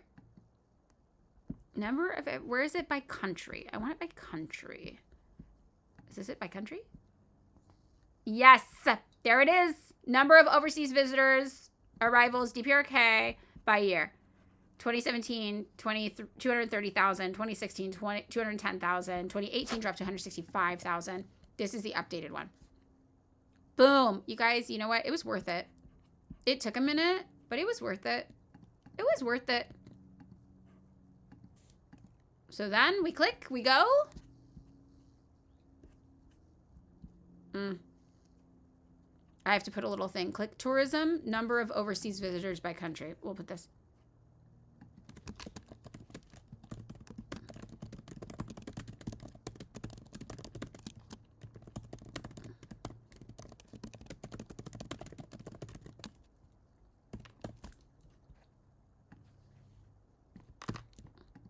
All right, we updated it. We did it. We did it. We did it, chat. That was important. Sorry, we needed that little diversion. If I don't do it in the moment, it never happens. It never happens. All right, you guys made me hydrate so much today already. I have to take a bathroom break, though. So I'm going to take a bathroom break, and then we're going to read part 2 of our Cuba stories, okay? So hold, please, and I'll drink water. I'll do it both. It'll be a real full circle moment for my body. I'll drink water while taking a bathroom break.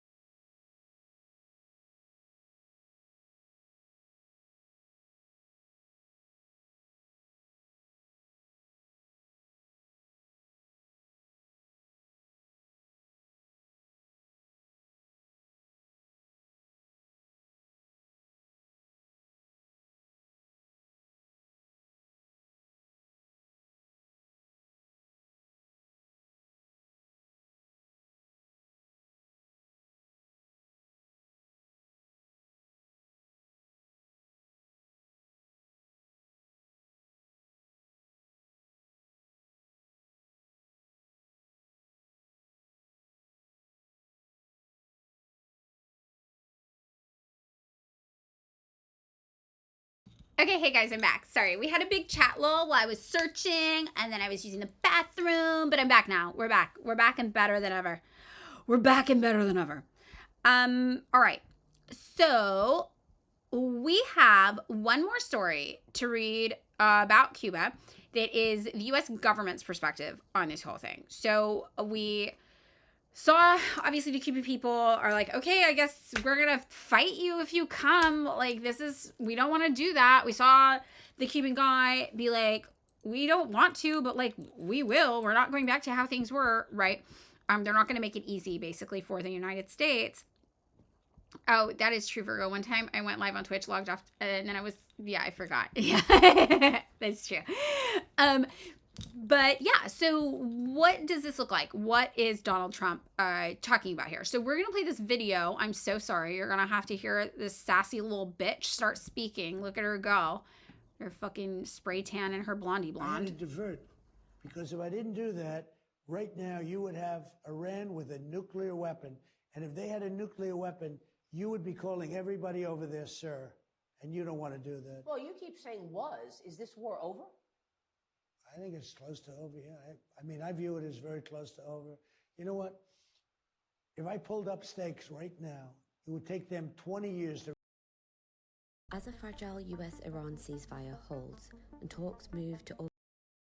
I didn't realize that when it said keep watching, that was a button you would have to hit to keep watching. But I don't even know that we need to keep watching that. I think I get it. I think he's like, we're still winning. We're winning so hard against Iran. Oh my God. I'm sorry. We're winning so hard against Iran. Oh my God. And then he's probably going to be like, Cuba's next. Cuba next. Right? Because that's what he's been saying. He's like, after Iran, it's going to be Cuba. Yeah, you'd be calling him sir. I'm like, what? I would call them sir anyway, but that's because I am polite. So I don't know about that. But yeah, very, very fucking weird. So the actual news story we're going to go down to read the rest. The Pentagon is quietly laying the plan and groundwork for a potential U.S. military operation in Cuba, even as the Iran war grinds on, according to a recent report. Two sources familiar with the matter told USA Today on Wednesday that contingency plans are being developed in case Donald Trump orders an intervention on the island nation. Trump has not announced plans to invade Cuba, but has floated the idea. Sources also told Zitio this week that Pentagon was given a directive straight from the White House to prepare for possible military action in the Caribbean. A Pentagon spokesperson declined to comment on the matter and instead referred the Independent to U.S. Southern Command, the body responsible for military operations in Latin America. So if you don't know about this, basically, military command from the United States is broken up into different regional areas. So like AFRICOM is the U.S. Africa Command. So they have U.S. Southern Command is what would be in charge of military operations in Cuba. A spokesperson for Southern Command told the Independent that he didn't know anything about plans involving Cuba. The spokesperson highlighted a March congressional testimony by General Francis Donovan, the head of Southern Command, who denies the U.S. was actively rehearsing or planning for a takeover of Cuba. Trump, who has ordered military operations in multiple nations during his second term, including Iran, Venezuela, Ecuador, Nigeria, and Somalia, has frequently and openly mused about seizing control of the communist-run island. Last month, he told reporters he believes he will, quote, have the honor of taking Cuba, adding he can, quote, do anything I want with it. On Monday, the 79-year-old president said, we may stop by Cuba after we're finished with this, referring to the Iran war. And that was just on Monday of this week, which negotiators are now attempting to resolve before the clock runs out on a 2-week ceasefire. Beyond his fiery rhetoric, Trump has also implemented aggressive policies towards Cuba, which has been a U.S. adversary since the 1959 revolution. Virgo. No comment. He slapped steep tariffs on the island nation and threatened to impose duties on goods from countries that export oil to Cuba. The U.S. has also seized multiple oil tankers bound for the country, exacerbating its energy crisis. Yeah, he's literally like 1 million years old. He's like, and I just think about this, like, hold on. How old is Donald Trump? He's literally 79 years old. Okay, so think about when your parents or grandparents, depending on your age, were around this age. Think about that. Like, when my grandma, love her to death, was around this age, she once accidentally made an entire Thanksgiving dinner with spoiled food. Like she used like almonds for something that had gone bad and were like growing like mold somehow. And everybody got sick because she could not tell that they were covered in mold. That is the age of our president. You know, which is not to knock the elderly. The elderly deserve to be able to retire with dignity. The retirement age for all jobs should be 55 years old. Like, he should be out there somewhere playing golf, looking at his dead wife's body buried on his property, sipping some rich guy Diet Coke from McDonald's. You know what I mean? Like, that's really what he should be doing at this big age, at his big age. Like, I don't understand. When your grandma was 79, you said, let's get you into politics. You're a smart guy. You're better playing the game than I am. I said I had a missed opportunity. I could have got grandma in there, you know? She had one leg because she lost it to gout. But, you know, I could have got her in there still, I think. They would have loved her. It's pretty crazy. Our president, Mama, says some of us maintain the truth that this election was stolen from Mama. Which also, have you guys seen the Austin Archer woke bloke drama on TikTok? Is anybody up to date on this? Your grandma is built different. Okay, my grandma lost a leg to gout. Love her to death. All right, yeah. Everybody watching the woke bloke Austin Archer drama is killing me. Okay, so I like woke bloke. Woke bloke's great. He's very, very funny, and he works in law. So whatever, he just made a few videos being like, it's really crazy that this Austin Archer guy has over 1 million followers. Austin Archer and I used to be mutuals. I was mutuals with a lot of liberals when I first joined the app, because they would call themselves leftists and socialists and progressives, and I trust everybody, so I just believed them. So we were mutuals for a while. Then they all viciously turned on me during the election, obviously. So he made a video being like, it's really weird this Austin Archer guy has over 1 million followers, but keeps pushing this weird conspiracy theory that Kamala Harris secretly won the election, which is like crazy, because if you live in the United States, it's like everyone hated her. What delusional planet are you living on that secretly she was really popular? Like, I don't know a single person who loved her. That's insane. So we made this video being like, this is weird. This is a conspiracy theory, and you're like a fringe lunatic. What are you doing? Like, this is strange. There's no evidence to suggest this. Also, the elections were monitored by independent poll observers. Nobody said anything weird happened. Like, what? So then I guess Austin Archer made a number of videos about the woke bloke who has like 25,000 followers. Like, Austin Archer has like over 1 million. It's just weird. And it wasn't just like one video be like, hey, I'm not, blah, blah. It was like a number of videos, and then like DM'd the woke bloke and was like, I know, it's just very, very weird. And then was trying to get him to debate him. And then finally the woke bloke was like, fine, I'll debate you. What are your terms? And then Austin Archer just like ghosted and like never replied. So then the woke bloke was like, this is stupid, I'm just blocking you. And then just blocked him. But I thought it was really, really funny. Malrish, I think you'll find Starlink was used to manipulate the votes because the voting machines are connected to those, and I have no idea how elections work. Virgo says, my videos the last 3 days have been entirely about debunking the idea that Kamala had enough support to win the election in any version of events. Yes, it's nobody she lost a primary. She lost a primary in a previous attempt. Like, nobody liked her that much. Californians hated her. Sex workers hated her because of Sesti Fosta. Californians hated her. She was weird about prison stuff.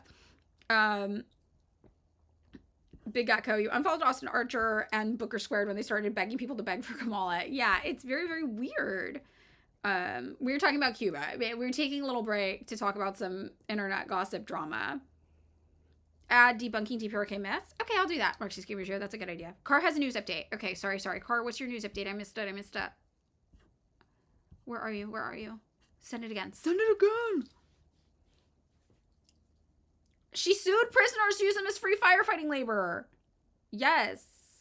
Yeah, car with a K. Car with a K. Car with a K. Sorry, everybody. I should have clarified that for you. I should have done that for you. Okay.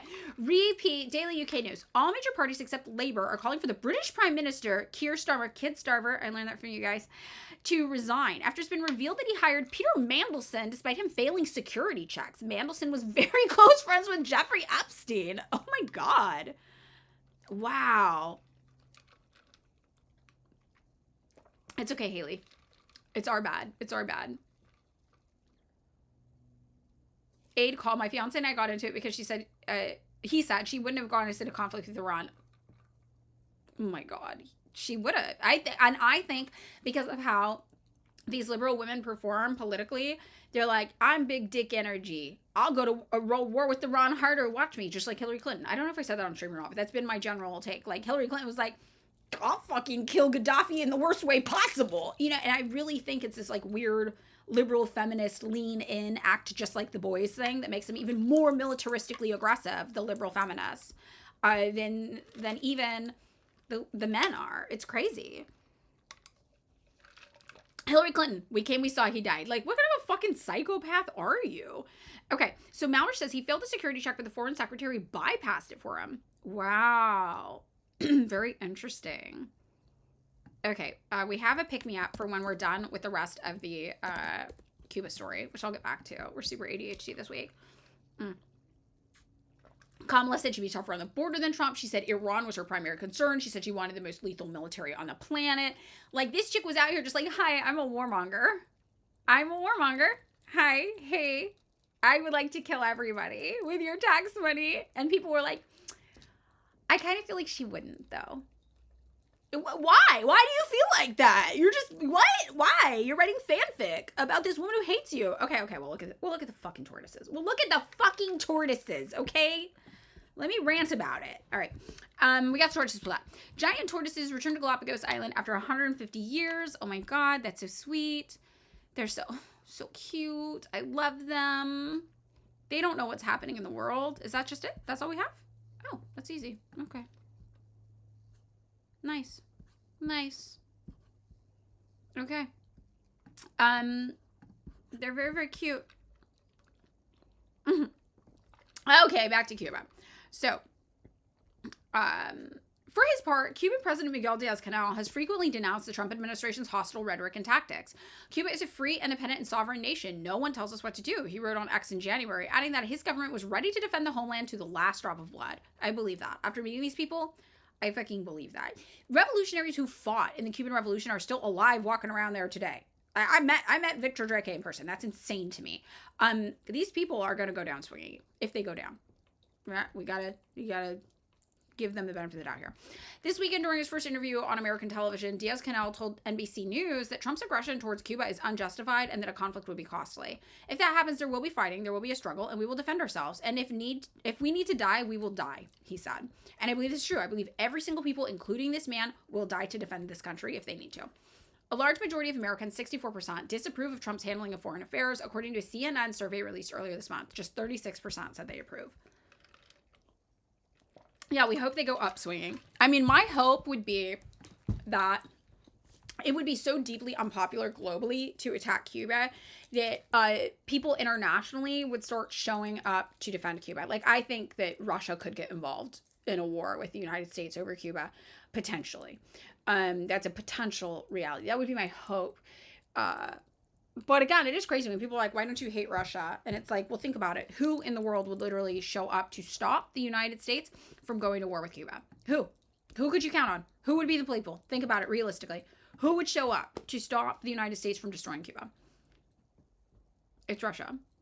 That's it. It's Russia. China will send aid. China won't get involved militaristically. That's fine. I understand that for them.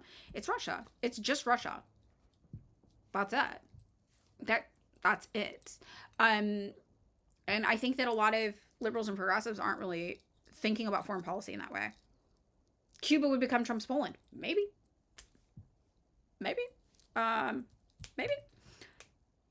So, but Russia didn't really help Iran or Syria. I don't know what they would do. It's true, but Russia does have closer relationship with Cuba. And the thing about Cuba is that Cuba does something emotionally to people. Even other capitalist countries have been calling on the United States to end the blockade against Cuba. And I want you to think about how wild that is. They didn't do that for Venezuela. And this is a socialist country, a communist country. And the reason why Cuba has this effect on people, even liberals, even progressives, is that it is impossible to hate Cuba. It is impossible. The only people hating Cuba are CANF, right? APAC 2.0, Cuban APAC. Because Cuba sends you doctors. Cuba sends you teachers. Cuba minds its business. All Cuba does is inspire people and help people and try to help people constantly, over and over and over again. Cuba's internationalism is so intense that even the liberals are like, but you can't fuck with Cuba. You can't fuck with Cuba.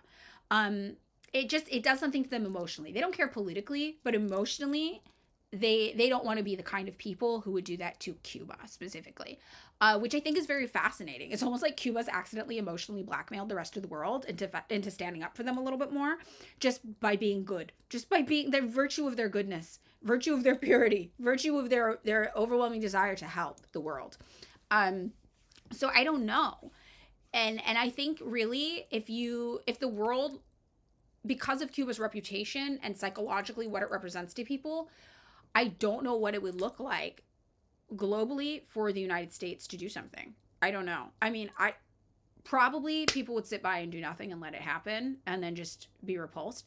But even if that happened, I think it would probably fundamentally shift in subtle ways the overall structure of geopolitics. I think people would not be as willing to align with the United States, and it would ramp up efforts to build alternative multipolarity and alternative alliances elsewhere. So that would be the worst case scenario.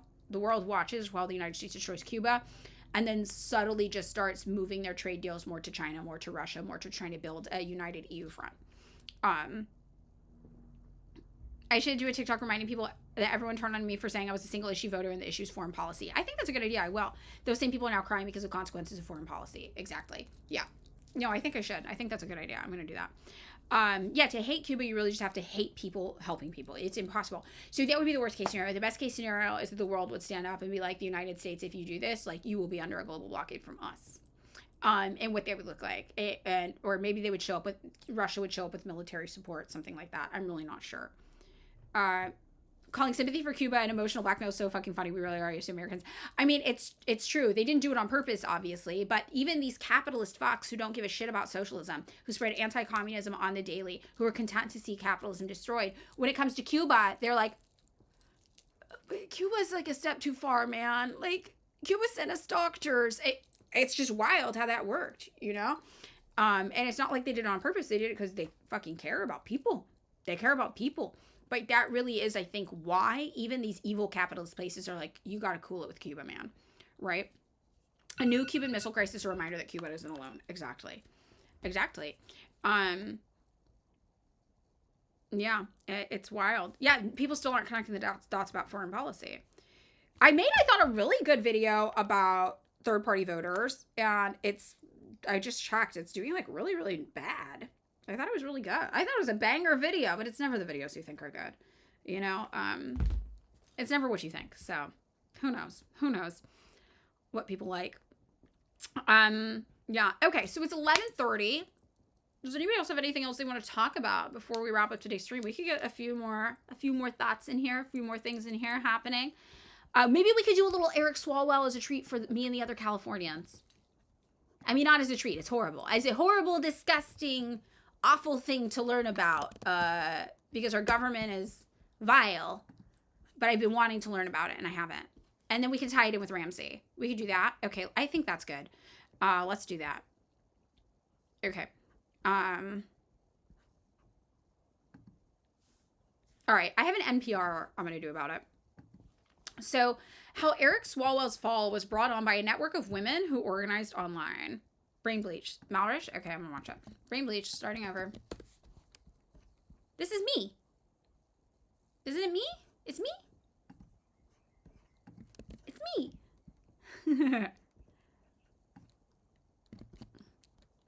Yay, bleach.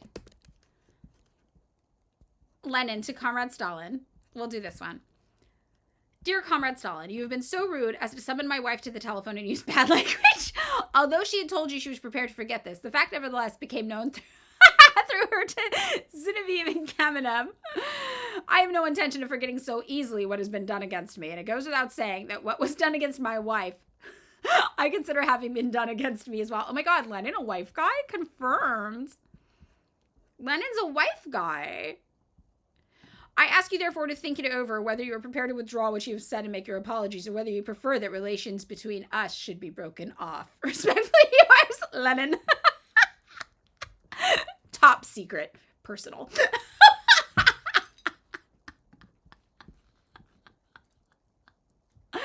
What did he say? I knew he was a cat guy. I didn't realize he was a white guy. What did Stalin say to Lenin's wife? I have to know. Okay. Virgo says also, can we talk about PSL has these essay claims, but Eric Swalwell wasn't excommunicated from the Democratic Party? Yeah. Yeah, okay. So if you guys don't know, there's always these claims against these American Marxist organizations that they're secretly evil and bad. The one over PSL I know in particular is people are always like, they harbor predators and abusers. I looked into this story and I was like, I cannot believe this is the story. I'm not going to talk about it too much because I don't know the inner workings. I don't feel like it's appropriate for me to talk about it too much. But what I am going to tell you is that you should look up what the actual story is and see if you feel like this was as weird as I did. I was just like, this is an interpersonal issue between people who happened to be in a party. This is not an issue for your revolutionary socialist org to resolve, right? Like this is not what's happening here. So, taking that energy though over to the Democratic Party has people who are actually using their position of power within the Democratic Party to repeatedly harm and prey on people. And that is not even what the story was about Marxist orgs who apparently are secretly evil and bad for the same thing, right? Swept under the rug. Yeah, 2 people broke up. That was what happened. And for those of you who don't know, I looked into it and what I saw was that a couple was active in the party and then one of them cheated on, this is just what I read online. So I'm just like you. So because you asked, this is what I saw. One of them cheated on their partner with somebody else who's also in the party. And then this person was like, that was uninformed consent. I didn't know you were sleeping with somebody else, so I would not have slept with you. And then this person who was the partner used racial slurs against the person who the boyfriend cheated with. And then it was dealt with internally by the party branch. They were just like, okay, and that's the story that led to everybody saying like, oh, these Marxist-Leninist orgs harbor sexual predators and abusers and stuff. And I read it and I was like, what? So, we can all make our own judgments. All right. I was like, this would not deter me from joining any socialist org. And the fact that it was in fact handled discreetly by that org, and they were like privately, was a win to me. I'm like, this is not something that should be public or it was just wild. It was just weird. So this is all I found when I looked this up. I'm just telling you this. I looked it up and I was like, what? Okay, fine. So, but this has been, I think it's worth noting, a stain that has haunted that party as they've tried to do revolutionary work. I have been at protests where I have seen other orgs lead chants about the PSL implying that they harbor sexual predators as a result of this. And I'm like, this is crazy. Like, they're really trying to smear these Marxist-Leninist orgs in this way. And it's not just them. It's many, many Marxist orgs that get smeared in this way. So what I think is really interesting, though, is to draw that as a parallel to the Democratic Party, who actually does this. But the exception is that this is just the failure of one bad man, not the entire organization or the party. And I think that's really an interesting dichotomy to observe, right? What is that contradiction there? And this goes back into what I was talking about at the beginning of my TikTok live, which I actually talked to somebody in my party to get an orientation about the Tito-Stalin split. I was like, I just want to talk to somebody who's like a subject matter expert on Yugoslavia about the Tito-Stalin split. And I talked to somebody in my party who was, and I was like, I have feelings about this. And their response was actually not what I was expecting, but was the most helpful response ever, where they were like, "Why you don't need to have opinions about these people as people. Like, it doesn't really matter." Like, and that was kind of the crux of it. And we talked about this in more detail. I was like, you're right, it doesn't matter. It's like, oh, you're a capitalist? Tell me why Adam Smith did this one thing on January 15th of this year. And tell me why George Washington, blah, blah, blah, blah, blah, blah, if you love capitalism so much. Who cares? Like, what does that have to do with anything? Like, every single person who is a communist, they're going to do some stuff you like. They're going to do some stuff you don't like. They're going to do some stuff each other likes. They're going to do some stuff each other doesn't like. Like, that doesn't actually have anything to do with communism, these people. Because these people, this great man theory applied to socialism, to communism, it doesn't work. That's the reason why Castro was like, don't name streets after me, don't name things after me when I die. Because this isn't a movement of great men that we are supposed to trust in blindly. You don't have to love these people. You don't have to hate these people. You don't have to have opinions about these people as people, right? They are the leaders of groups that often have collective leadership. A lot of the things that people are like, well, do you like that Stalin did this? It's like, fucking Stalin didn't even do that. A whole group of people in the government did that, and Stalin was just the captain of the ship, right? Oh, you met. Okay, wait. Democrats on TikTok trying to sway voters from Becerra over Robinson using the fear of splitting vote. They were telling voters that a vote for Robinson is vote for both. These psychos, whatever. They're fucking idiots. Yeah, thank you. Right, I've seen that. So whatever the case, that was kind of the orientation I got. That I was like, oh, I didn't know I needed this orientation, but I do. Because the conditions of socialism are going to look different everywhere. The conditions of communism are going to look different everywhere, right? It's not about people. It's not about individual people and what they did and whether you think they're morally right people or morally wrong people, good people, bad people. And actually, the letter of Lenin getting mad at Stalin for how he talked to his wife, it doesn't matter what Lenin and Stalin thought of each other. It doesn't matter if they fought about his wife. None of that matters. People are messy and human and have complicated interpersonal dynamics with each other. They disagree about things politically. They might have the same political goals, but disagree about how to get things done.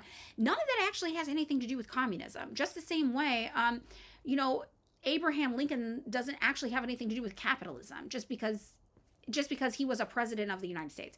And I think that was like very, very interesting for me to frame that way. So when we talk about socialists, communists, the expectation is that every single person who's ever been a communist or a socialist must be the pinnacle of morality, a beacon of morality in their personal lives, and in a way that every single person agrees with.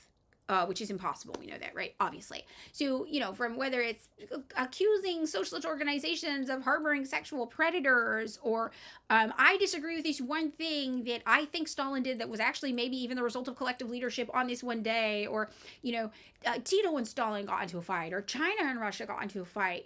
What do we think of this? What do we think of that? That is not an expectation we grant of capitalists. Like, we don't expect everybody who's a capitalist or who likes capitalism to defend every single person who liked capitalism that's ever existed or to agree with them. And we do defend socialism and socialist revolutions, and that does mean that we defend the leaders of these socialist places for their decisions, because they are difficult decisions to make, and they're doing their best under very difficult circumstances a lot of the time.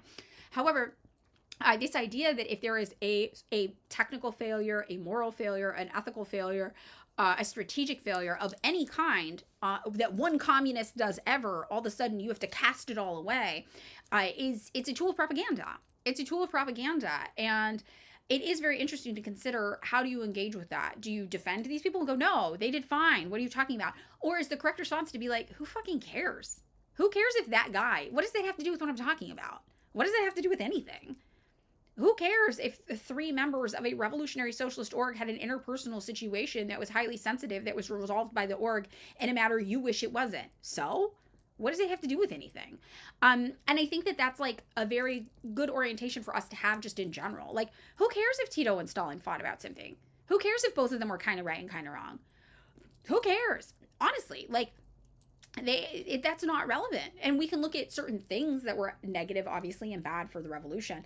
But when it comes down to individual people, do you like this person? How do you feel about this person? It's like, well, of course I will defend Stalin because he was the leader of the USSR, and I defend the USSR. As a person, I don't know Stalin. I don't care. And they do this too. Do you think that so-and-so is a good person? Do you think the leader of this communist place is a good person? I don't care. I don't need to know. I don't know. It does not matter, right? We're not assessing the personal morality of all of these people involved. However, that is what is expected of us as communists, to say, stamp of approval, I defend every single action every single communist has ever taken around the world, ever. That is the expectation that's placed on us. That is not the expectation they place on themselves, though. And I think that's really, can you imagine if we were like, oh, you're a Democrat, so you support what Eric Swalwell did? So you love Eric Swalwell, so you think Eric Swalwell is perfect, so you love Eric Swalwell? You support an ideology that literally essays women. The Democratic Party is harboring rapists. So is that what you support? Are you a rapist? That's like, can you imagine? That would feel kind of insane. You're like, no, you're just another Democrat, whatever. You got bad politics. I don't agree with your politics. We can fight about your politics. But very clearly we know that your aunt, who's a Democrat, isn't a sexual predator because Eric Swalwell is a sexual predator and they're both in the same political party, right? So I think that's just an interesting framing and orientation. Virgo brought it up. It is relevant to what I was kind of thinking about in regards to me asking for an orientation about the Tito Stalin thing, which was very useful. And that's what's cool about being in a party too. You can find someone you trust, you think is smarter than you on a topic, and be like, "Will you talk to me about this for like 45 minutes? I need to get some stuff going on." And it's very, very useful. So join a revolutionary socialist org, if not to be around subject matter experts on things that interest you. It's very nice. Yeah, and it's like Ben Media says, Republicans, Democrats are harboring rapists and sexual predators. People want to complain about communist orgs, about socialist orgs with very little political power, where that's not even really happening, right? These don't even we don't even have info on that. So I think that's just like a good, I don't know, just a good kind of framing for us in our mind. I don't know if that's useful for you guys. That was useful for me. That was very, very useful for me to be like, just a reminder. It doesn't fucking matter. It doesn't, right? You're going to agree with some shit people do. You're going to disagree. It doesn't matter. Also, like, that's not my situation to deal with. That has nothing to do with me, right? So, okay. So keeping that in mind, though, and looking at the story that came out in California about the Democratic Party, again, double standards in how our ideas of politics and ethics and morality are applied. Eric Swalwell, serial sexual predator in the Democratic Party, a man of power, a man of influence, a representative in Congress, right? And no Democrat is expected to atone for Eric Swalwell's sins by virtue of having the same political affiliation as him, right? So Annika Albrecht realized that Eric Swalwell was emerging as the frontrunner in a crowded race for California governor, and a sinking feeling set in. Is that okay? Okay. All right, Virgo. Because I've been thinking about this a lot and I haven't come up with the most succinct way to word these thoughts. So that was kind of a big ramble of word soup. But it is an important thing, I think, for us to be aware of. So the 7-term House Democrat was on track to potentially become the next leader of the most populous state in the country. That same man, Albrecht alleges, who had sexually harassed her 6 years ago. My whole body felt physically sick, and I remembered my head rushed, and I was just like, oh my gosh, Albrecht recalled in an interview. I just felt like I had to do everything I could to hold that one man accountable. Albrecht, a 28-year-old Democratic strategist, decided to share her story with her friend Cheyenne Hunt, an attorney and progressive content creator.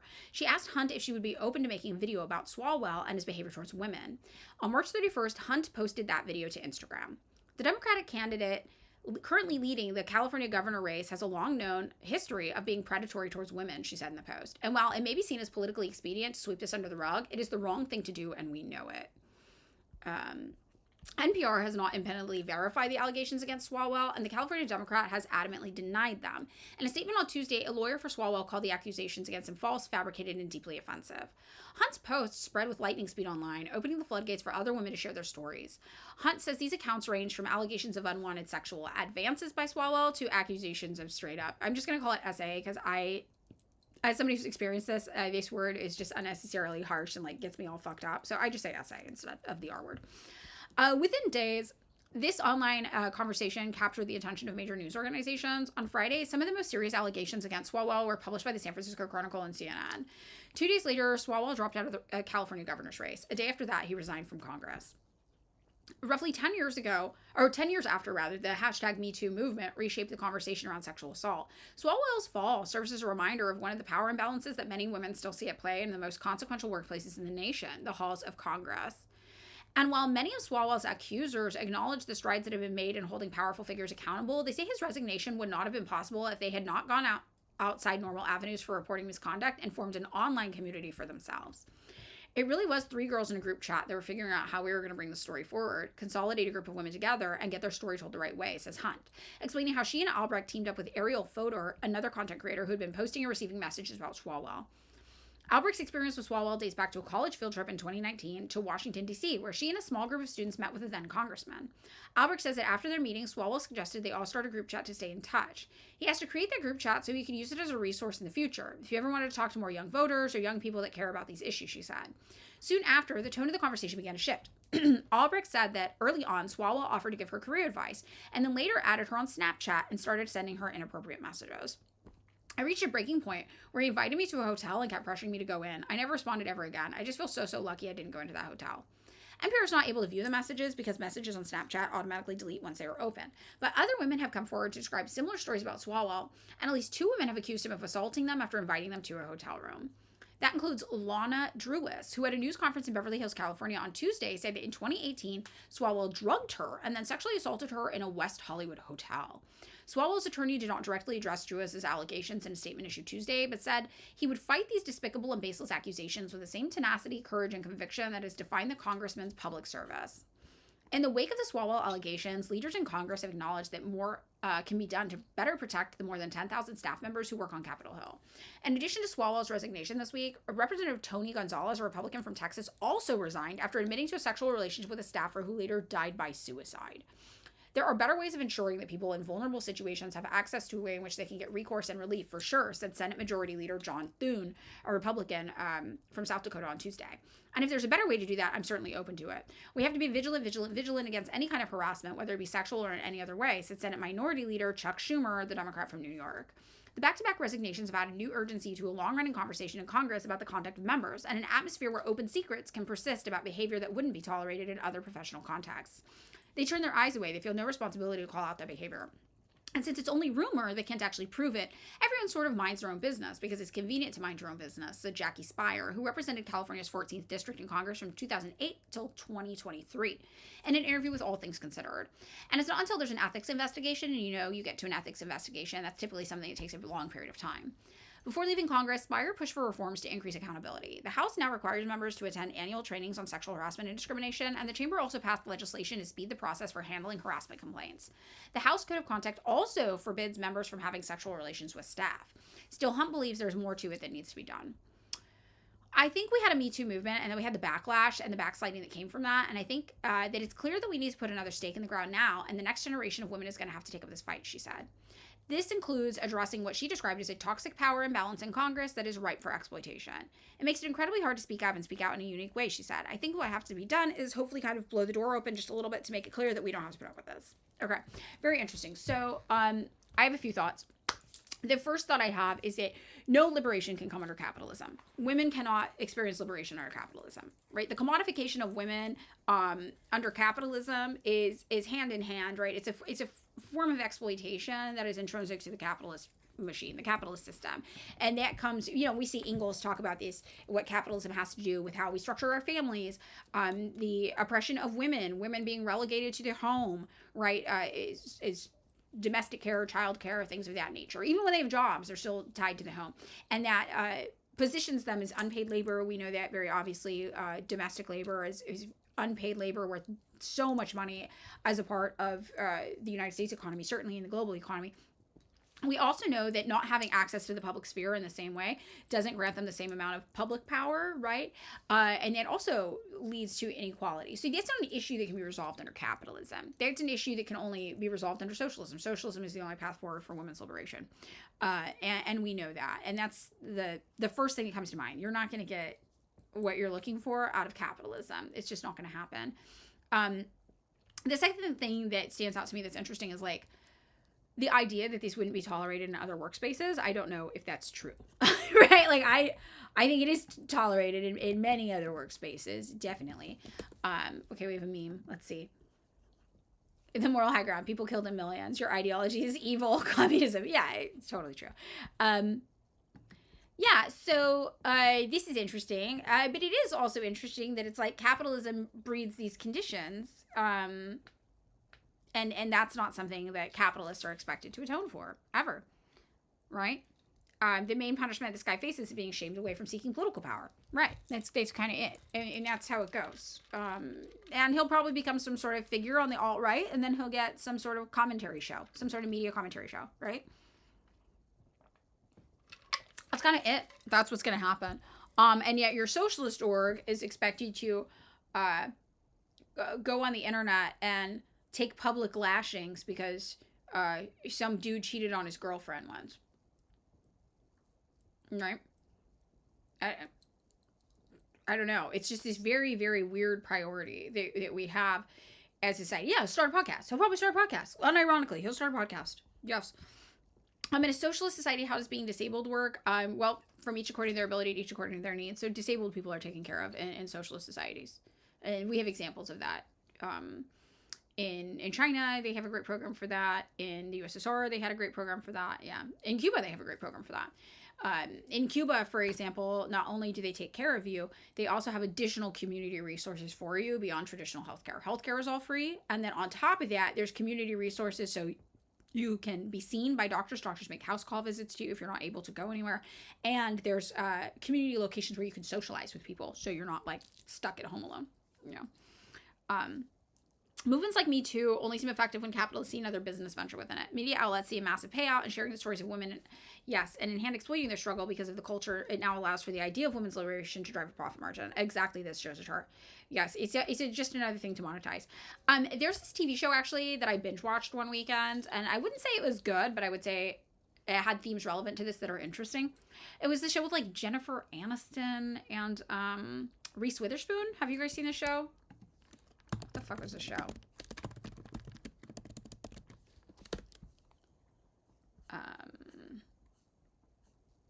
The Morning Show is what it's called. I just looked it up. The Morning Show. Have you guys seen it?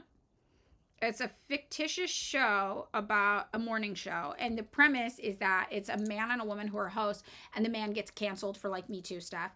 And they're about to fire the woman as well because she's too old. They think, right? They're the same age, but they were going to fire the woman because she's too old. And then the man gets canceled for Me Too. And so they're like, oh, fuck, now we can't fire her. What do we do? But she knows she's about to lose her job. So in all of the public spotlight about what's going on, she makes this announcement where she's like, yeah, and I'm so happy to work on such a progressive show now that, you know, we obviously have to get rid of this man for all this horrible stuff he did, that they're going to hire this young woman to be my co-host. And we're going to have the first 2 women hosting the show, like in history. Yay, I love my show. And she does this as a manipulation tactic to where now they can't fire her because she made this whole big announcement. So then the show is hosted by 2 women. And it's like the premise of the show, basically, and all the politics that go into it. But there is something they got really, really well. They did really, really well when they were talking about the character who was the abuser, the man. And he's talking to all these other men who've been canceled for being sexual predators, right? And something that stands out to me, the story, when Swalwell is like, I didn't do anything. This is not true, blah, blah, blah, blah, blah. The first thing that stood out to me as somebody who has dated men is he probably doesn't think he did anything. He probably thinks that's just how dating works. Like, he literally probably thinks that's just how dating works. And that is a part of our culture as well. That's part of the culture of the commodification of women, the ownership of women. Like, you're always trying to get lucky. You're always trying to score. That's like your job as a man. You try. You put in that effort. You try. That's just normal. That's just how dating goes, right? Hi, welcome, Goth Ariel. So in the show, there's this moment where the guy who's fired from the show, he's denying. He's like, I didn't do anything wrong. Like, what are you talking about? I just hooked up with chicks. Like, what? It was all consensual. It was all fine. And then later on in the show, and you hear him saying this to the point where you almost believe him. You almost believe that he's this maligned man who had consensual sex with women and everyone's just being a weird prude about it. But then later on, they actually replay one of the scenarios from the woman's position, and it's straight up assault. Like, she's like horrified. Like, she like has a mental breakdown about it. Like, it's this whole thing. But he doesn't know. And then there's a scene where he's sitting around talking to other men who've been accused of the same thing. And he tells one of the guys, like, well, yeah, but like my situation's not like yours. Cause like you actually are a predator and a creep. And what you did's not okay. But like, I'm not. I'm like just a normal guy. And that's actually this really good scene where they don't see it in themselves when they're doing this behavior, because the behavior is a byproduct of society. It comes from society. And if you want to alter this behavior, you need to systemically alter society. And that's why we say, like, liberation for women, liberation for any marginalized group cannot come under capitalism. These are the conditions that capitalism creates, right? Overlooked detail, Maurer said. He literally had a button in his changing room to lock the door. Yes, that's true. Yes, he did. And he wrote that off as normal. He's like, I'm just a normal guy. I'm not like you. I'm not a predator. Like, you're a predator. Like me, I just had some sex with some girls. Like, what? And I think it's really, really interesting. The show was The Morning Show. I won't say it's a good show, but I will say if you're like homesick in bed and you need something to watch, put it on, you know? Yeah. So, the Morning Show was completely unequipped to deal with that societal commentary, though. Yeah, I mean, it's interesting. It's very, very, fascinating. I don't know. So yeah. And this obviously doesn't mean that under socialism, you have a socialist revolution and women are instantly liberated overnight. No, they have to process too. Because the thing about all these isms we have, the things about sexism and homophobia and racism, is that these are convenient tools of the power structure that's used to keep us against each other. If you're a man in capitalism and your boss treats you like shit all day, you can't rise up against your boss, but you can go home and you can take it out on your wife. You can treat your wife like shit and reclaim some of that power back, right? You can be the king of your own little castle when you get home. You can be fucked up to your kids. You can be fucked up to your partner. And it helps kind of blow the steam off, relieve some of the tension of your boss being fucked up to you. And like, all of these things are conditions of capitalism that the owning class, the power structure, they know about. They know that they can use these tools to divide us from each other, so we are not looking to fight them. They know that if they can tactically employ racism, they'll make black and white working class people really hate each other, resent each other, and then they'll fight each other and they won't fight us. They know that if they can continue to commodify women, well, now you got half as many people who are willing or able to rise up against you. We've completely subjugated half of the working class. That's cool. We weakened them. That's great, right? It's just very interesting, and yeah, you're not going to get out of this in capitalism. There's not some world where capitalism provides people liberation or egalitarianism. There's just not, and that's why it's also furthermore ridiculous when people say, well, you need to vote Democrat if you care about women. If you care about women's rights, if you care about abortion, if you care about queer people, if you care about trans people, if you care about racism, if you care about immigrants, if you care about Black America, you need to vote Democrat. And it's like, what the fuck are they going to do for any of this? First of all, what have they done ever? Nothing. What are they going to do? They profit off of it. They profit off of homophobia. They profit off of misogyny. They campaign on the idea that the Republicans are going to take it for you. Then they get power. What do? They don't give you rights. They don't give you rights for these things, only when it's convenient for them. So it's very, yes. And then Sylvie Schaefer says, mothers abused by their husbands, unable to leave because of economic circumstances, sometimes takes their frustrations out on their children. The cycle repeats.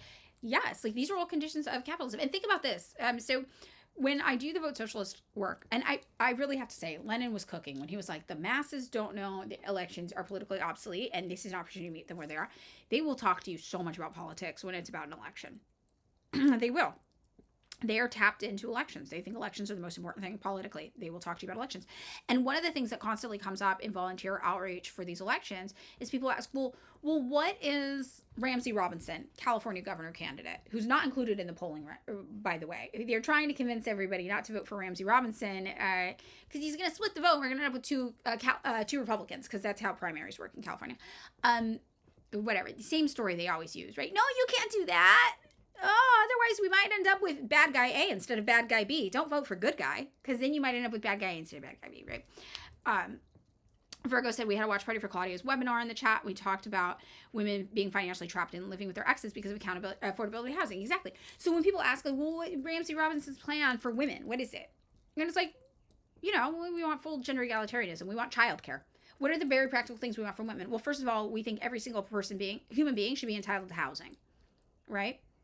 Think about that alone. What does it do for women? What does it mean for women to have access to free housing or very low cost housing, very affordable housing, public housing? What does that do for women? All of a sudden, you don't have to stay trapped with your abusive husband because you can't afford to leave.